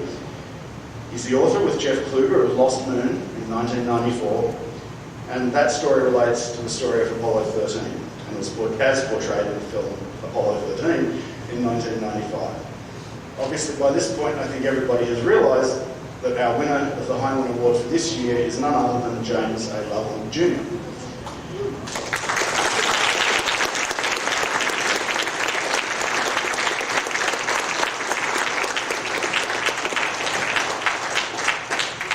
Unfortunately, Jim Lovell is is unable to be here tonight because of a family medical emergency, and he sends his sincere thanks and appreciation for the award. We will definitely be making arrangements to present the award to him in person, and I have no doubt that he appreciates the sentiment expressed by our members, who are the ones who have determined the recipient of this award. So, leaving the awards part of the ceremony behind, I'd like to hand back to our MC, Greg Allison, and he'll take us through, I believe, the rest of the evening. So, Greg, back to you.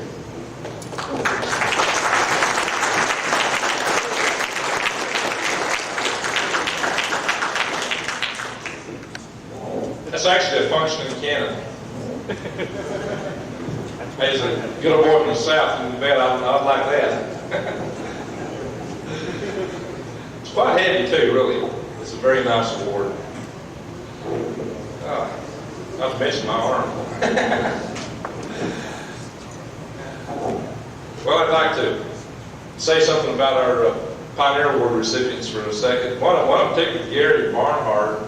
The thing that amazes me most about him is that poor guy, he puts up with me every year, because every time I go to Washington, D.C., I stay up there, and he deserves an award just for putting up with me. I can't imagine it.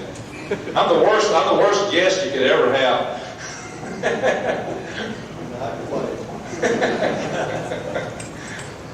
Anyway, we do appreciate all that Gary and Randall and all these other people that have been working on our database and websites have been doing. Our volunteers have really stepped up and done a lot for us. Just a tremendous amount of work.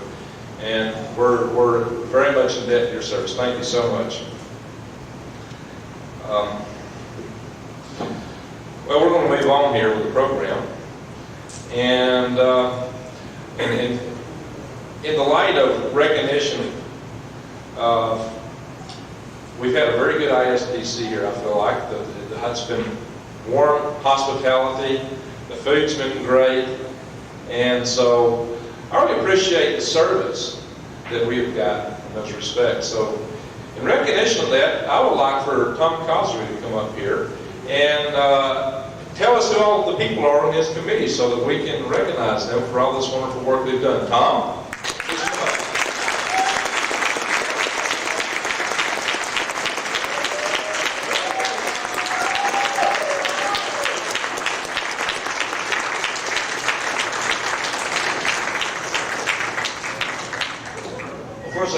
I would like to thank our Creator for showing us His power and strength and saving us from the tornado. And I do thank Him for the blessings that He's provided us here. It's like a family reunion, all these old friends coming back again, and I just love it. And I know that we really enjoyed putting this on for you. I would like to thank the conference committee, coordinating committee, that would be Bob Goetz and Dale Amon, Carol Redfield, and Joe Redfield. Let's see, I guess I shouldn't spell it. And I really appreciate your wisdom and your help and your patience. It's been really great working with you guys. And I truly mean that. I mean, we may have had some differences once in a while, but I think we survived. And I think we played by most of the rules, I hope. And then I would like to thank the people that are filming this. They came down at the last minute. They've been helping me with the audio visual in a tremendous way. And they've just been great people. And notice they're just bringing up something that we're going to talk about in a few seconds. Also, I would like to thank the people who do the children's program, but that really is Sid's area. And I feel like the member of the, like the guy in the A team, it says it feels great when a plan really comes together. But I wish I had a cigar I could smoke here, but that's been banned.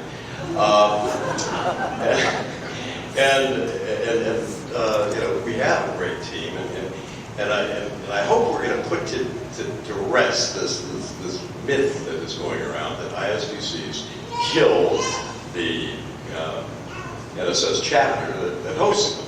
Because although I think we really worked hard, so far we haven't been that angry or that, we haven't shown much animosity towards each other. We really work together as a team. I really think so. I mean, I could not have done any of this without all the guys that were with us. And I really want to thank Sid. We did such an outstanding job on the programming.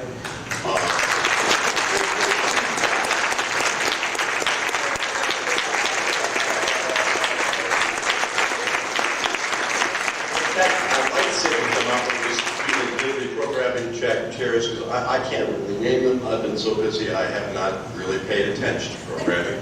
I told Sid, it's your baby, and of course, he had some very good help from other members of our team, who I'll name later. And then also, come on up, Sid.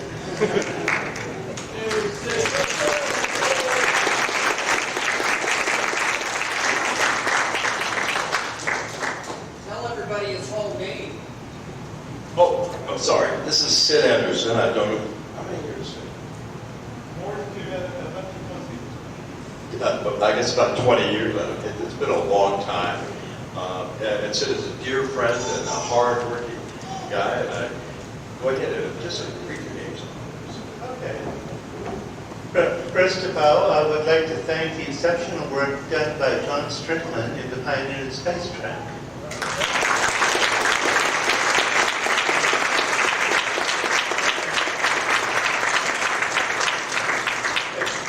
By Dana Johnson, who put together the Space and National Defense track, and also helped a great deal with the Space Foreign Policy track.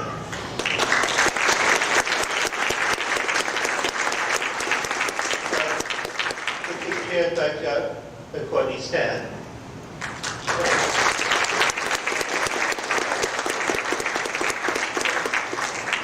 Dr. Nochur Antonano, who was the head of the Space Health and Biology track on Friday.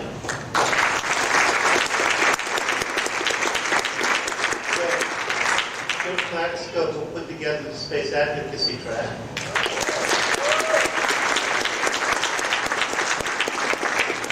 Ed Dodds, who was the chair of the Space Education track.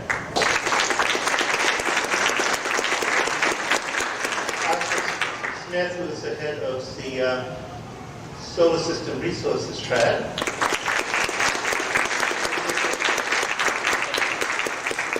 Bruce McKenzie, who chaired the Advanced Propulsion track, and also who stepped in an emergency to give a talk to space elevators when the previous speaker did not show up.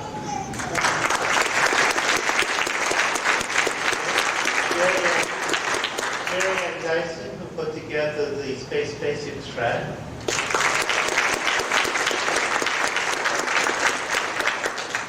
Joe Luttrell, who helped me today with the commercial space track.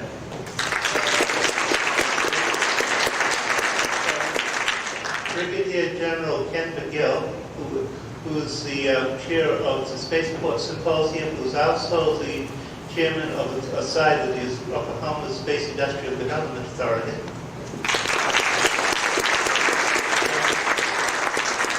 And also, I had a great deal of help putting together the program from Claire Stephens, who let me use her telephone. She let me use the telephone for many long-distance calls, and also kept kicking me and making sure I did my work.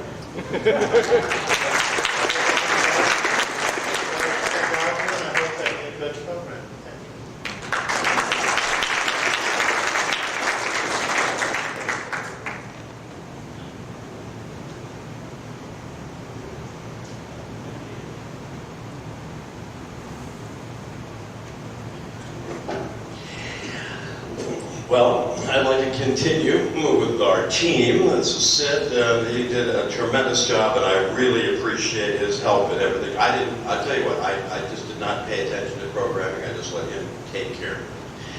Now, the other members of our team are John Northcutt, who was extremely helpful. He took care of both our tours and our exhibits and AV and just about anything that we could think of. It was just, John was there. He said, if we needed something done, we counted on John to take care of it, and he took care of it in a wonderful, wonderful manner. And we really appreciate having John on our team. Thank you, John.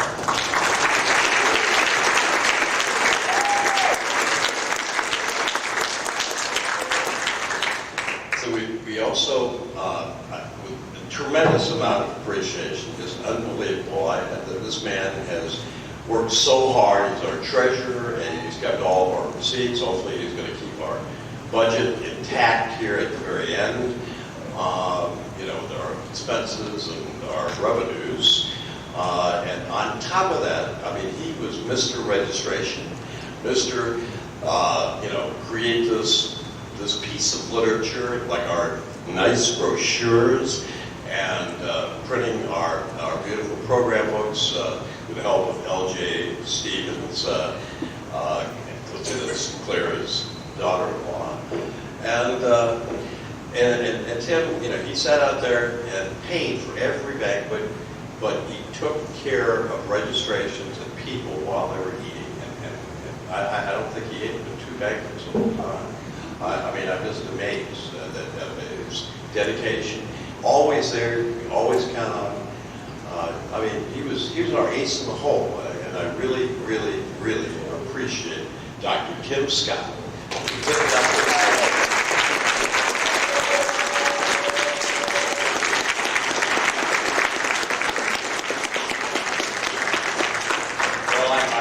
I really saved the best for last, and that is my friend Claire Stevens, who actually got me interested in this to begin with. She's the founder of the Oklahoma Space Alliance, and of course my co-chair, and she should be up here right now because this is as much her doing as it is mine by any means. She's been the whip, the person in control. I've been out here just kind of flying all over the place trying to do everything, but I could always, there was Claire in the eye of the storm, leading the way and telling people what they needed to get done. So, Claire Stevens. Thank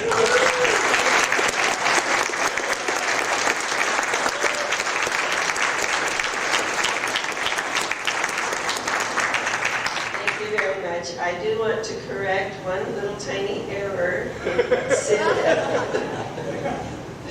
and Tom have said they have both known me longer than my current husband has known me, but I used to be Claire Stevens, but the fact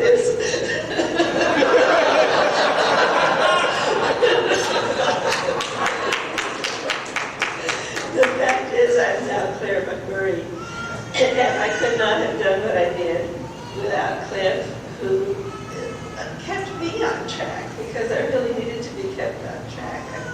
He was not your cookie-baking female spouse in any way, shape, or form. He was the guy who kept me from flying off in 3 different directions at once. And not only that, but he spent many, many hours of his own time helping where help was needed and was not visible. And if you all enjoyed what happened, you owe a round of applause to Cliff McMurray also.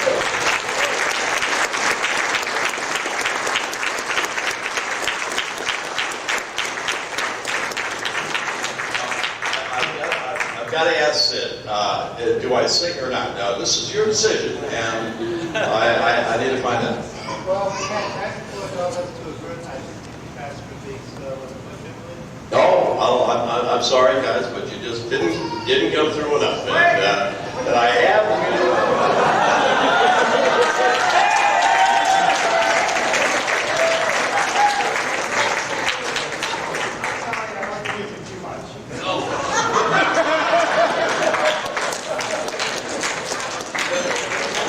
How much of this said?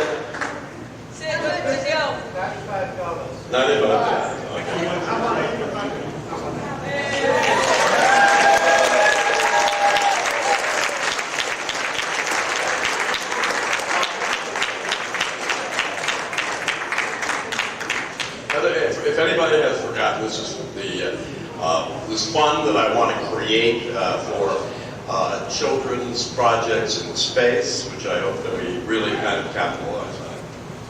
So we're now up to $195. We need. No. We need. Wait, it's all right. Others can contribute. I mean, I got the paperwork right here, and I'd love to sing. I really would.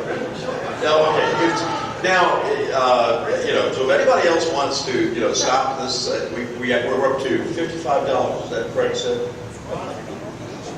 Oh, I guess I don't have a hard work. I really did want to sing.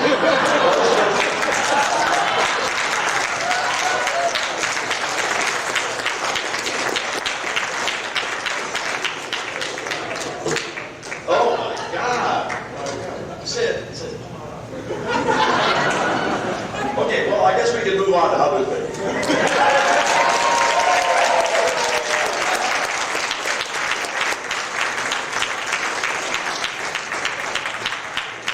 You all had just seen an example of why this convention exists at all. It was Tom's idea. And he had the vision, he had the faith, and a lot of us worked, but we wouldn't have worked had it not been for Tom.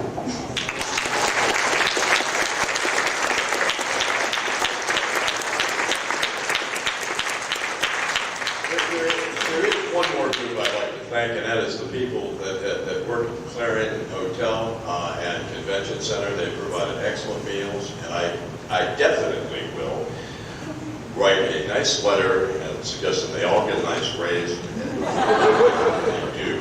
And I really, this was a very low budget ISDC, and we will make money, I guarantee it. So, but we would like to have one more fundraiser, just to maybe take care of somebody's debt but it won't take care of it, but it'll help. One person here decided he wanted to really involve all of Oklahoma and bankrolled it himself. And although we only got 21 people, to walk in, we definitely made the effort. We put up billboards and radio announcements, and I think we could probably do a better job the next time when we actually have a spaceport here. And I'm sorry to say that we don't really have one here. We're building one. So who knows what will happen in the future. The thing is, I want to to have a quick auction here. It might be very quick because the prices might be a little pricey. The art here, the cheapest art is going to be $150 to start, and the next one is $300, and we have $500. 600 and 800, and I'll try to break it up so that people can actually have a chance to actually own something. And if we don't meet the opening bid, then we'll just put it off to the side. The first piece of art is yes.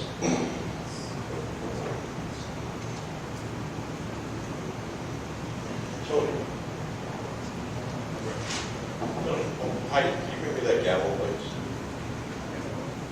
Well, I gotta go.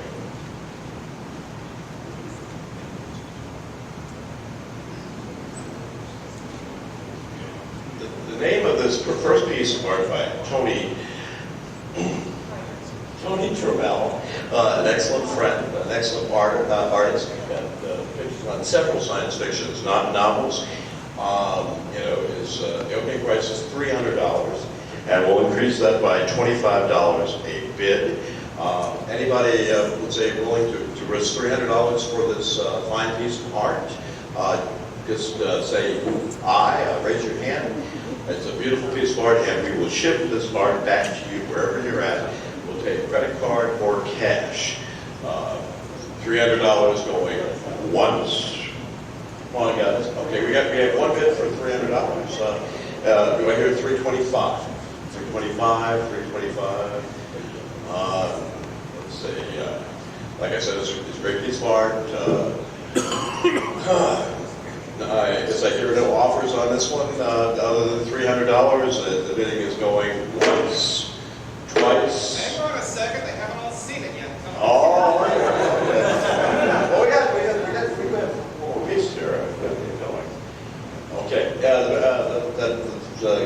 twice, and 3 times. Okay, the piece of art goes to my good friend, Dr. Scott.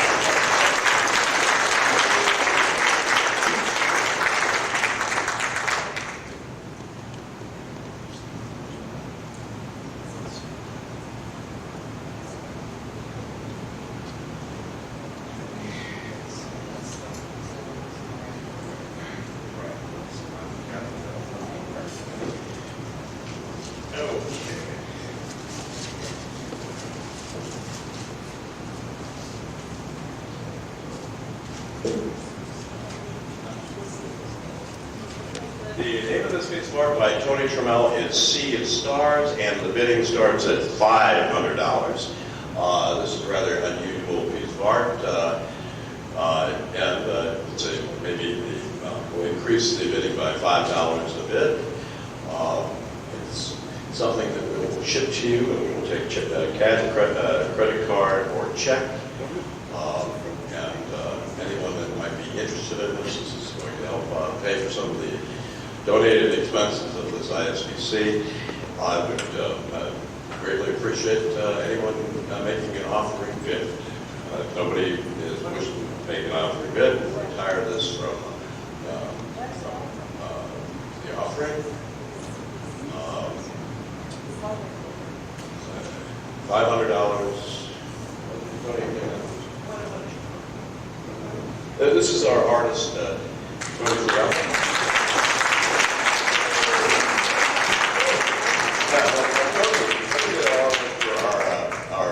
Our program look at the theme that we've had, basically Return to Mars, and put a very homey touch to it because we both work for the United States Postal Service. We're delivering the mail, and you better believe it. So, and I really think it does, give a sense of hominess to Mars that we all need to think about. Anyway, I guess we'll retire this piece of art. Thanks for your consideration. Yes? Oh, we have a bid for $500. Well, thank you. Do I have a bid for 505? Do I have a bid for 505? $500 going once, 500 going twice, 500 3 times. Thank you very much.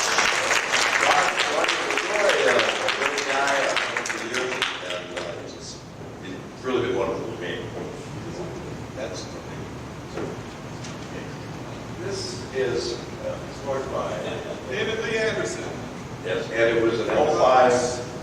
Another Oklahoma artist who lives here in Oklahoma City. Right. This is David Lee Anderson's L5 poster from 1984, and this is the original piece of art, and he's asking $800 for it. I believe this has been a book cover, if I'm not mistaken. Yes, I don't remember which novel it was on, but I'm pretty sure I remember seeing it on a book cover. David Lee has done a lot of service. Anyway, let's see, David Lee couldn't make it to this, and I got a feeling he's probably not real happy about that. Yeah, I think he, because Tony did well. Anyway, David Lee Anderson's L5 poster from 1984 for your consideration. He's asking $800 for it. $800 going once. Hang on.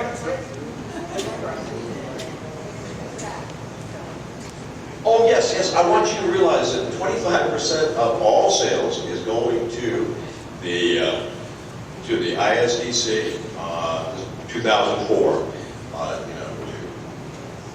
refund sort of strange expenses that we had. But they were interesting expenses. Anyway, I know my wife was very unhappy when I made this, unanimous decision that I was going to spend that money. But everybody sort of lived with it. Anyway, I guess we'll have to retire this. There is no further action on this piece of art. And so I guess we can put that one down. Thank you.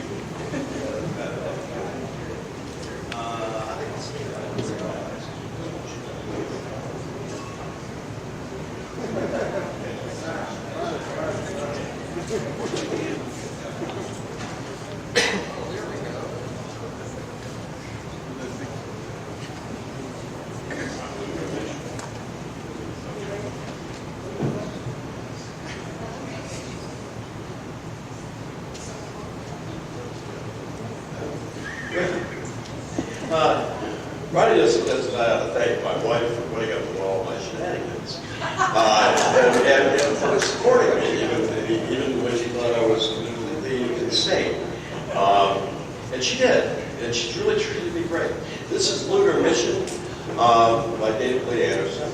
And this one's starting price is $150. So it's a little bit Affordable piece. yeah, it's a little bit easier to buy. We have a bid. Yes. Okay, we have a bid of $200. All right. I really appreciate it. Do we have any other bids? I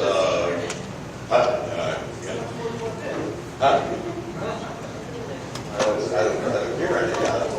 All right, 225. Oh, we got one in the back. 225. 225. Wow, we're actually getting it's a good price. Any other bids? 225.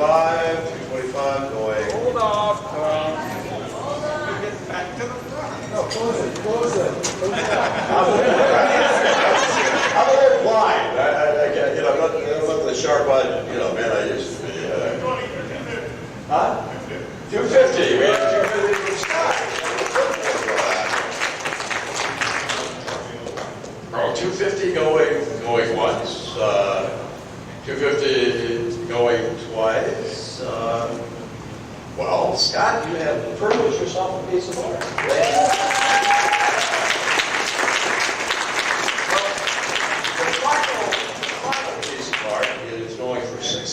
$600, and that is the artwork that is on our program book and all the memorabilia.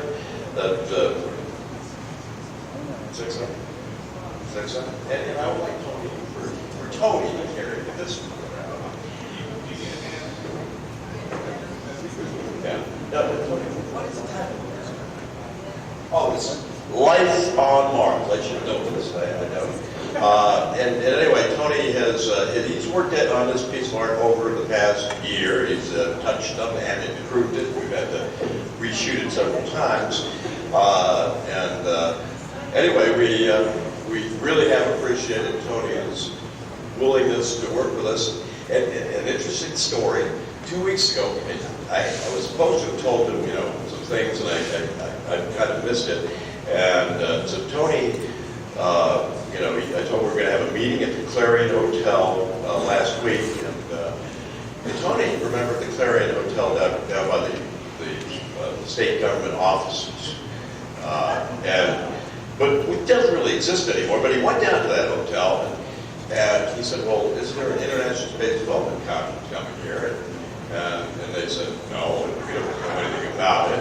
And Tony called me up very worried, saying, "Well, I was trying to meet you guys at 2 o'clock down at the Clarion Hotel." And I said, "Oh," and we had to push the time back on that. And he said, but nobody even knew what this was about.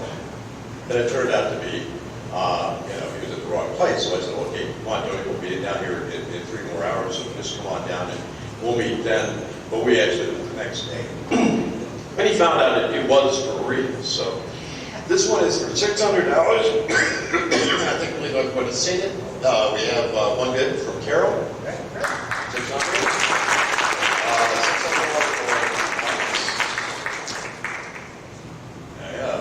$600 going twice. It's a bargain. Yes, it is. It is a bargain. But Carol's a friend. $600 going 3 times. Sold to Carol Johnson.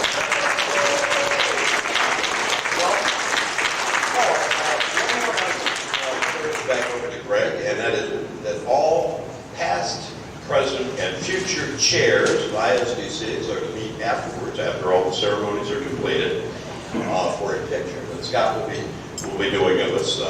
We're also listing all the people who have been chairs and may not be here for some reason or another. But I know we have a number of chairs that are here currently. So now back to you, Greg.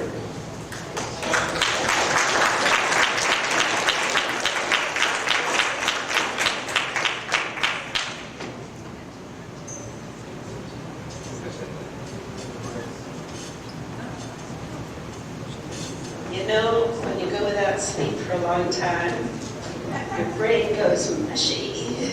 And I'm glad Carol Johnson bid on that piece, because I totally forgot to mention that the North Texas chapter is one of our, not only one of our co-sponsors, but one of our hardest workers. The North Texas chapter is entirely responsible for all those happy kids that we had over in the corner.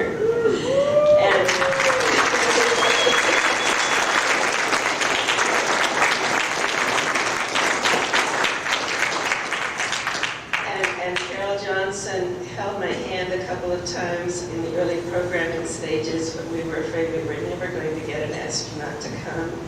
And she made sure it happened. So thank you.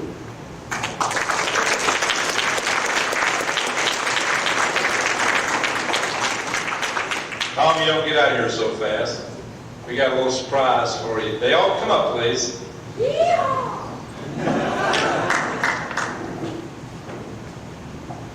Okay. First of all, I'd like all of the ex-conference chairmen in the House to stand.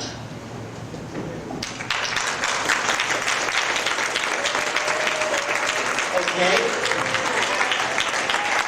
Now, you've got to stand twice. Okay, the reason I'm doing this is because I want Tom to know that there is life after being a conference chairman. Now, as a token of our appreciation on the CCC, and to help him get over his period, I have a bottle of Irish whiskey that I brought with me.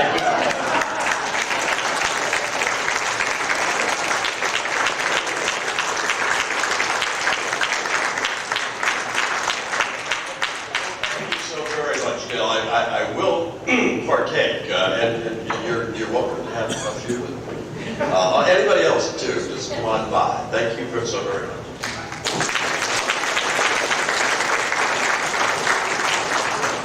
That gum, they'll order you when I chair the conference. I'm still waiting for my bottle of whiskey. She needs two.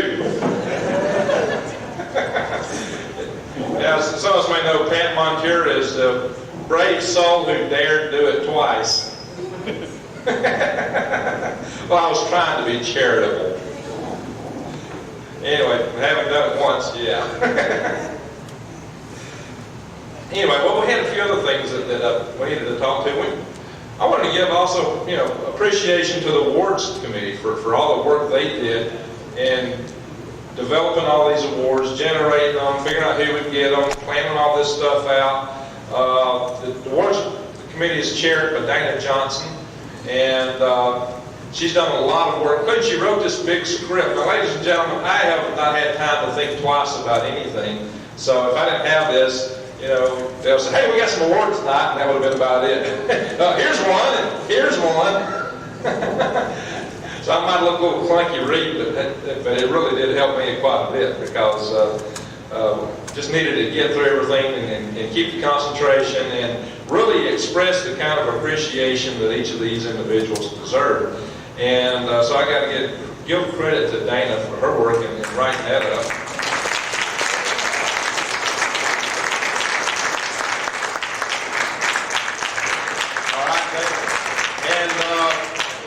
The other members of this awards committee stand. Margaret Jordan.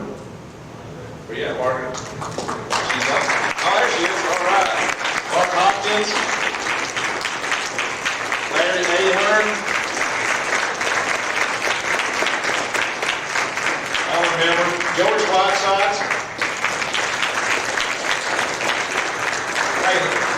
A special appreciation for John Strickland. He's the guy who's went through developing this really fine, extremely nice Heinlein Award. John's back here in the back. John, what a shot for it. Thank you, sir. I should also mention the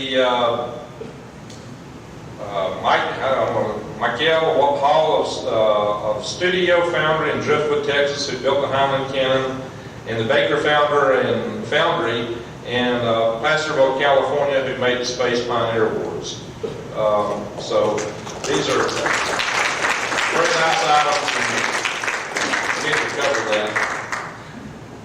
Also, there's, you know, we've had fun with this ISDC. There's going to be a lot of fun next year, too. Washington, D.C. Ladies and gentlemen, the chairman of next year's International Space Development Conference, and I know everyone you're going to be at, or you better, Bob Goetz.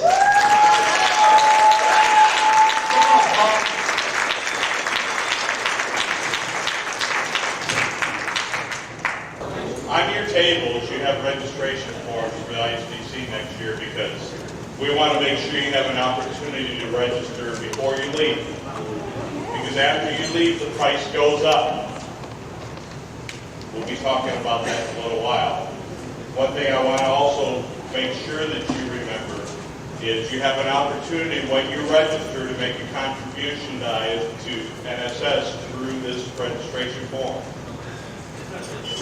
So you can make that contribution with your registration. Y'all can hear me, can't you? You can hear me in the back? Yes. No, I'm sure they can. Y'all don't need this up in my mouth. See, we're not as far down south as Kirby or as far down south as the Alabama Mafia here, but we are in the cradle of the South. If you need a form, if you need a pen to fill out your form, there are more forms outside, there's brochures outside at the table too. Oh, I'll let you know also, after the banquet is over tonight, we still have some drink and a little bit of eats left over in room 120, so we'll be opening up the room.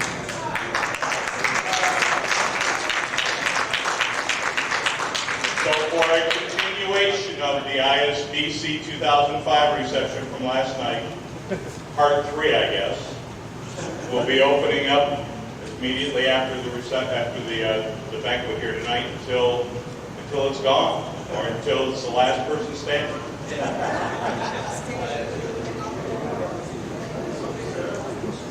Okay, it's coming up now.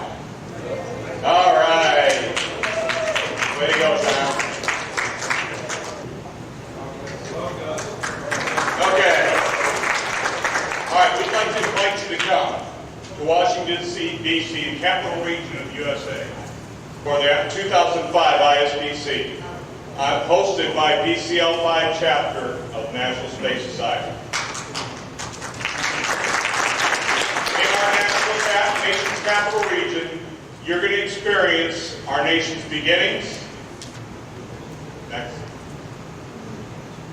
where we experienced a war which nearly tore us asunder, next, today's life, next, the capital of our country, and arguably of the free world. Fun and sun. We have beaches. We have recreation of all kinds.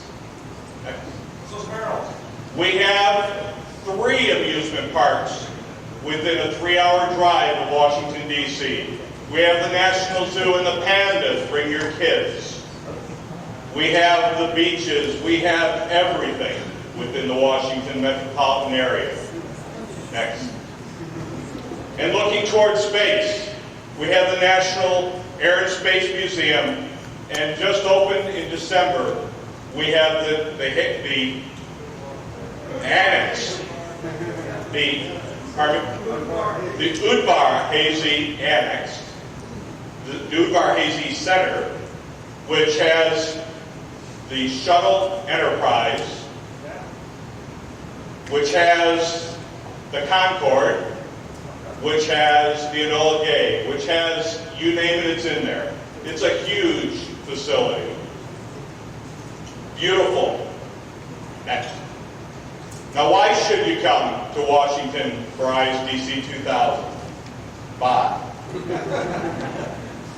Washington's the one place in our nation, unique, where our nation makes decisions both on the direction of the space program and also makes the laws that regulate both the commercial and the private uses of space. What we can do while we're in Washington next year, we can advocate our positions to our lawmakers.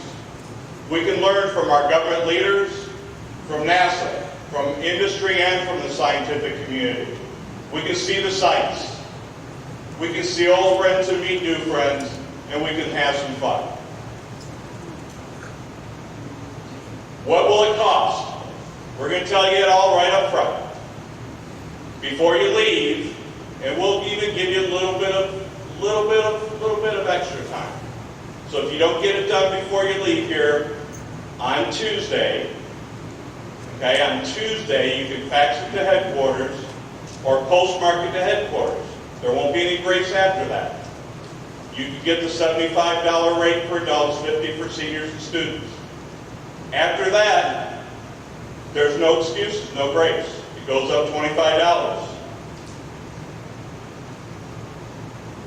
Then on January 1st, it goes up to $150 for adults. And on May 1st, it goes up to $175 for adults, $150 for seniors and students. That's the package we've got. Included in that will be the banquet. The awards banquet is included in that. We'll talk about that in a minute. Next. Where will we stay? We're going to stay in one building. A tower. A 17-story tower in the Sheraton National Hotel in Arlington, Virginia. Right within, overlooking Arlington National Cemetery, overlooking the site of the Pentagon where the airplane crashed into it. You'll be seeing a scenic view of the Washington monuments, the Capitol, the White House. Beautiful building. I've run a couple of large meetings in there over the years. They've completely remodeled it since then. All our facilities will be right there within one stone's throw away. Beautiful rooms, all with great views. The room rates, $109 a night for 1 or 2 people, $119 for 3 or 4, $209 for suites. You can't beat these rates in the Washington area. I'm telling you, you can't touch them. Next. When is it? Different than we've done in several years. It's the weekend before Memorial Day. You get to spend Memorial Day at home with your family. So it'll start Thursday morning, and it'll end Sunday at noon. Part of the reason we're doing this is because the Congress will be in session when we arrive. That way we can hold, at the same time that we start, the NSS legislative seminar during those first few weekdays, Wednesday morning through Friday noon.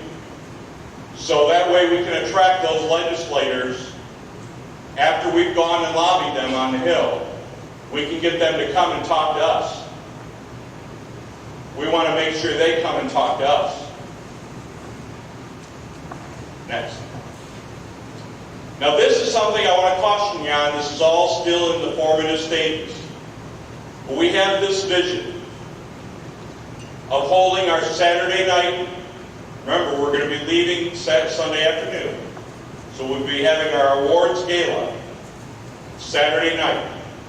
We want to take and put you in buses and bus you 35 miles outside of Washington to the Udvar Hayseed Center in the wing that houses the Shuttle Enterprise, and use that as our backdrop for the awards gala.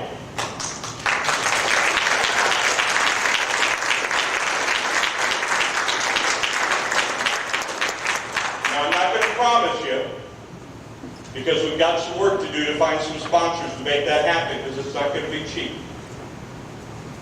Okay? But we're going to include the Saturday night gala in your registration.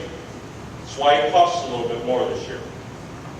Okay? Because we have to bring caterers in for the whole thing. We have to get sponsors and everything. So I'm not promising it, but this is our goal. This is what we're working for. Because we want to make this ISDC the most special one, the most outstanding one you've ever seen. Because we deserve it. Next.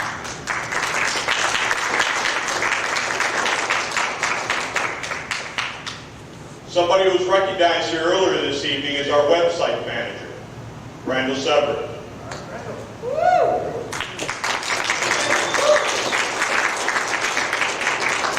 He told me earlier today that he will have our website up and operating soon. I'm not going to tell him what date he told me. Okay? He said soon. You'll be able to access that through the NSS.org website. Okay? Now, through our website, you'll be able to do online registration. You'll also be able to get, the hotel is going to put a link to our website, so you'll be able to do online hotel reservations through. You'll also be able to register for email updates that we'll be getting you on a regular basis as we get new information about things as we're organizing them. So you know what's coming. As we know that things are coming together, you'll know. You won't have to wait until secondary registrations come out later on. We want you to keep updated so you can tell your friends, so you can tell your other chapter members what's going on. We want them to come because this is going to be an experience we don't want them to miss. We also want you to be able to give you a link so that you can provide us with suggestions and input. Because we don't have all the answers. You may have ideas on programming, people that you think are outstanding speakers and we should get. We want you to be able to have a way to provide that input to our programming manager so that we can get those ideas. This is where you're going to be able to do it, through our website. Yes. So we want you to come to Washington in 2005. Washington, the capital region. Come here, come to your ticket to space.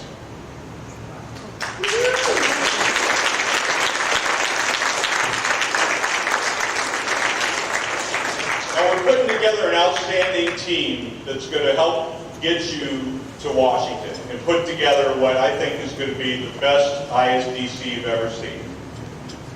Programming is being led by our programming manager, who's the host of our cable show that DCL5 runs, Dr. Kent Miller.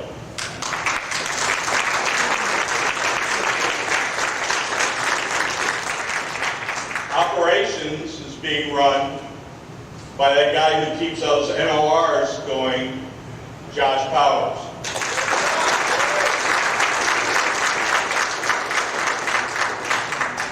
Communications is being run by a guy who's experienced in online communications and online media, Jeff Stout.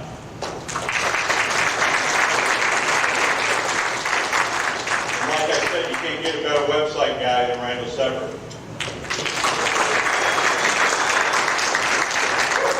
And we've already got a list of another 20 people who put their names out and said, I want to be involved in the committee. We just have to figure out where to put them.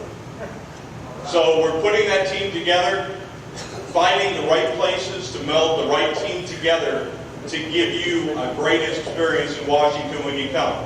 So fill out your registration form, make your donations to NSS to help us keep this organization going so that we can have an outstanding ISDC. Come to Washington next year. Thank you.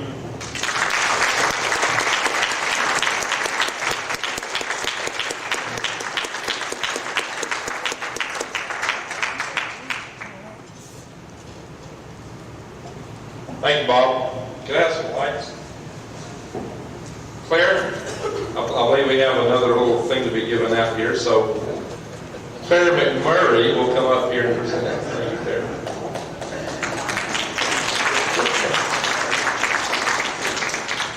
Well, I told you all that the North Texas chapter ran children's programming. I didn't tell you that they did it without any help or any input or anything else from me. And they did such a complete job that I hadn't known who was in charge. Exactly. So they just brought up to me some certificates of appreciation. One for Ken Murphy for a fantastic job of hosting the children's programming.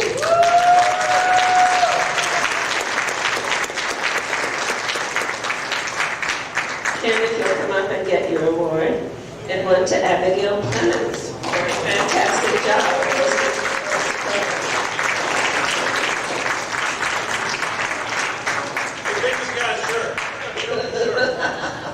Says, Houston, we have a monkey.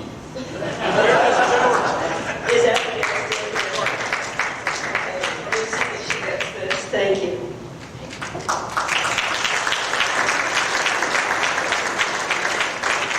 Yeah, I love that short skirt.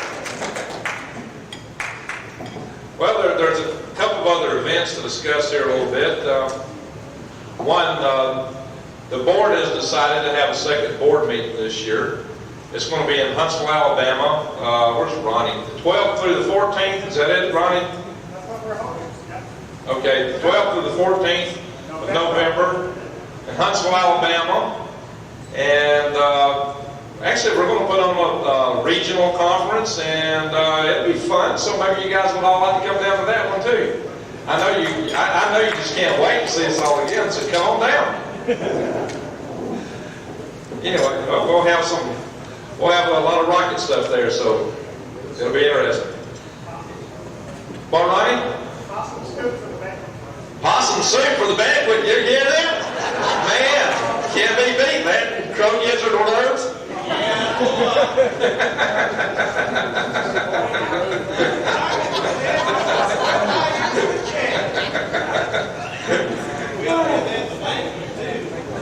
Hey, you get down there, buddy. I say, boy, it'll be the best conference you ever saw. Anyway, on a more serious note, we sent people to space first time 53 years ago. 53 years ago.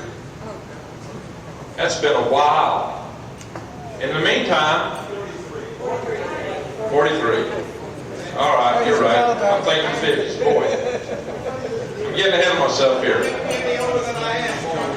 That's right. I was born before we went up. That's it. Anyway, but 43 years still. It's been a very long time. It's getting close to half a century.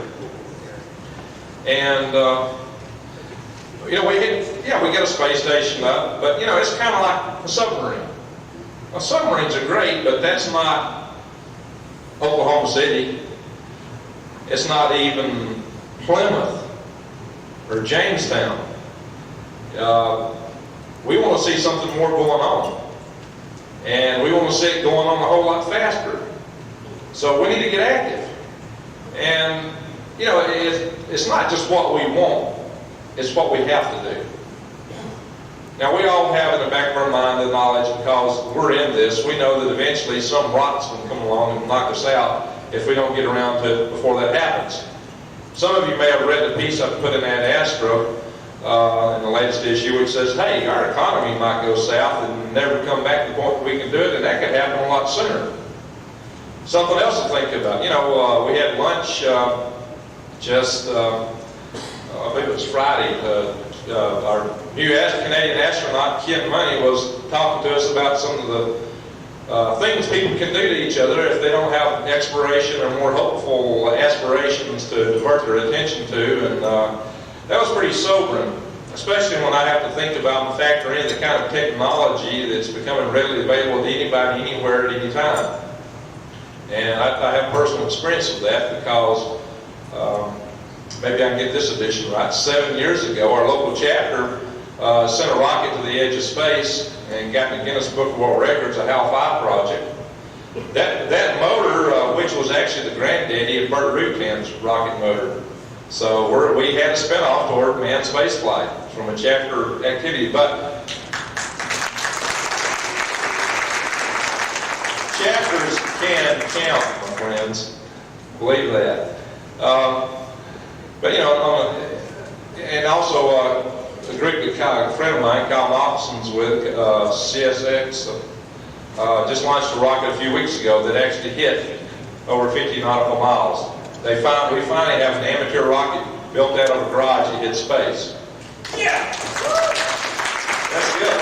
Actually, we were building one of our garages we were planning to do the same thing with. Well, we won't be first, but that's good. I'm glad somebody made it. But, there is other ramifications to that. What we know is that in people's garages, they can build things that used to take superpowers to build. And that's going to become easier as technology progresses. It's not something you can stop. The problem is that some of these technologies, especially biotechnology, bioengineering, and some people have these dreams of nanotechnology. We don't know where this stuff can lead, but anything that can be used for good can be used for bad too, as we discovered with cars and recently, unfortunately, airplanes. So we can't afford to have a world where there's so much hatred. We just cannot afford it. But also, moreover, we need to get progressing toward getting off this world, get all our eggs out of one basket.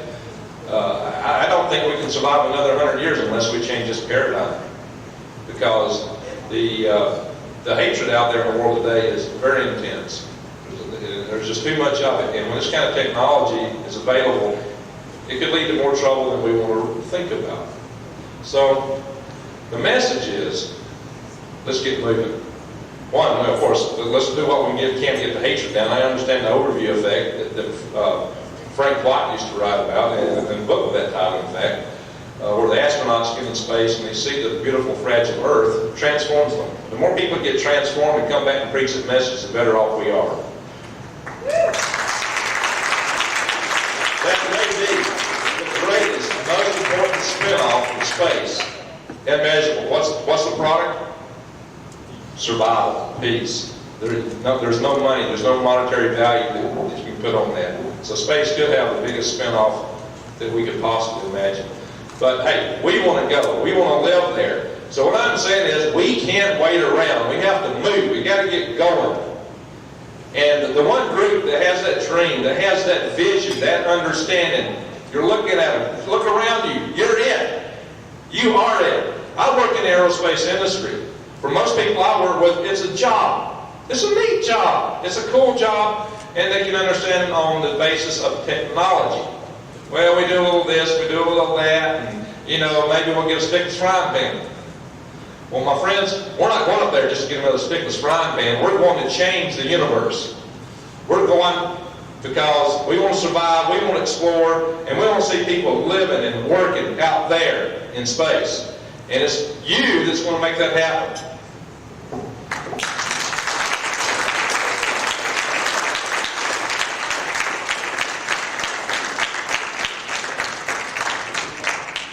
But my friends, we need help. We need help to make it happen.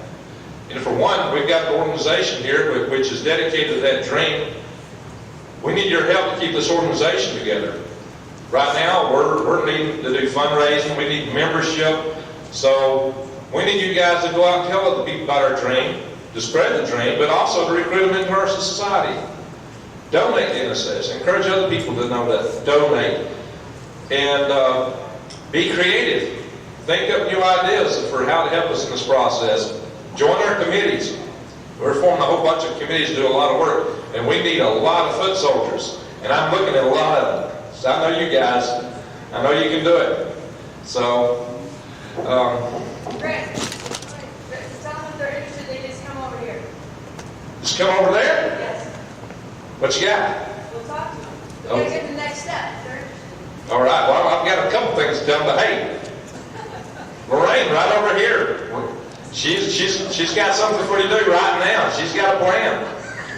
I love it. So when you get up here, you can go right over there, and she's going to get you engaged. Her and Carol and George, they got something cooking up over there. So please feel free. Also, we have a legislative conference coming up. And the legislative conference is 11 to 13 July in Washington, D.C., and we're calling it the Moon-Mars Blitz. And ladies and gentlemen, we need you there. We're recruiting other people from other organizations to be there too, but by golly, we need to show them that NSS is going to be there. So come on, join that, sign up to it, and come to D.C. in July so you can figure out where you're going to have all the fun when you come back again next year.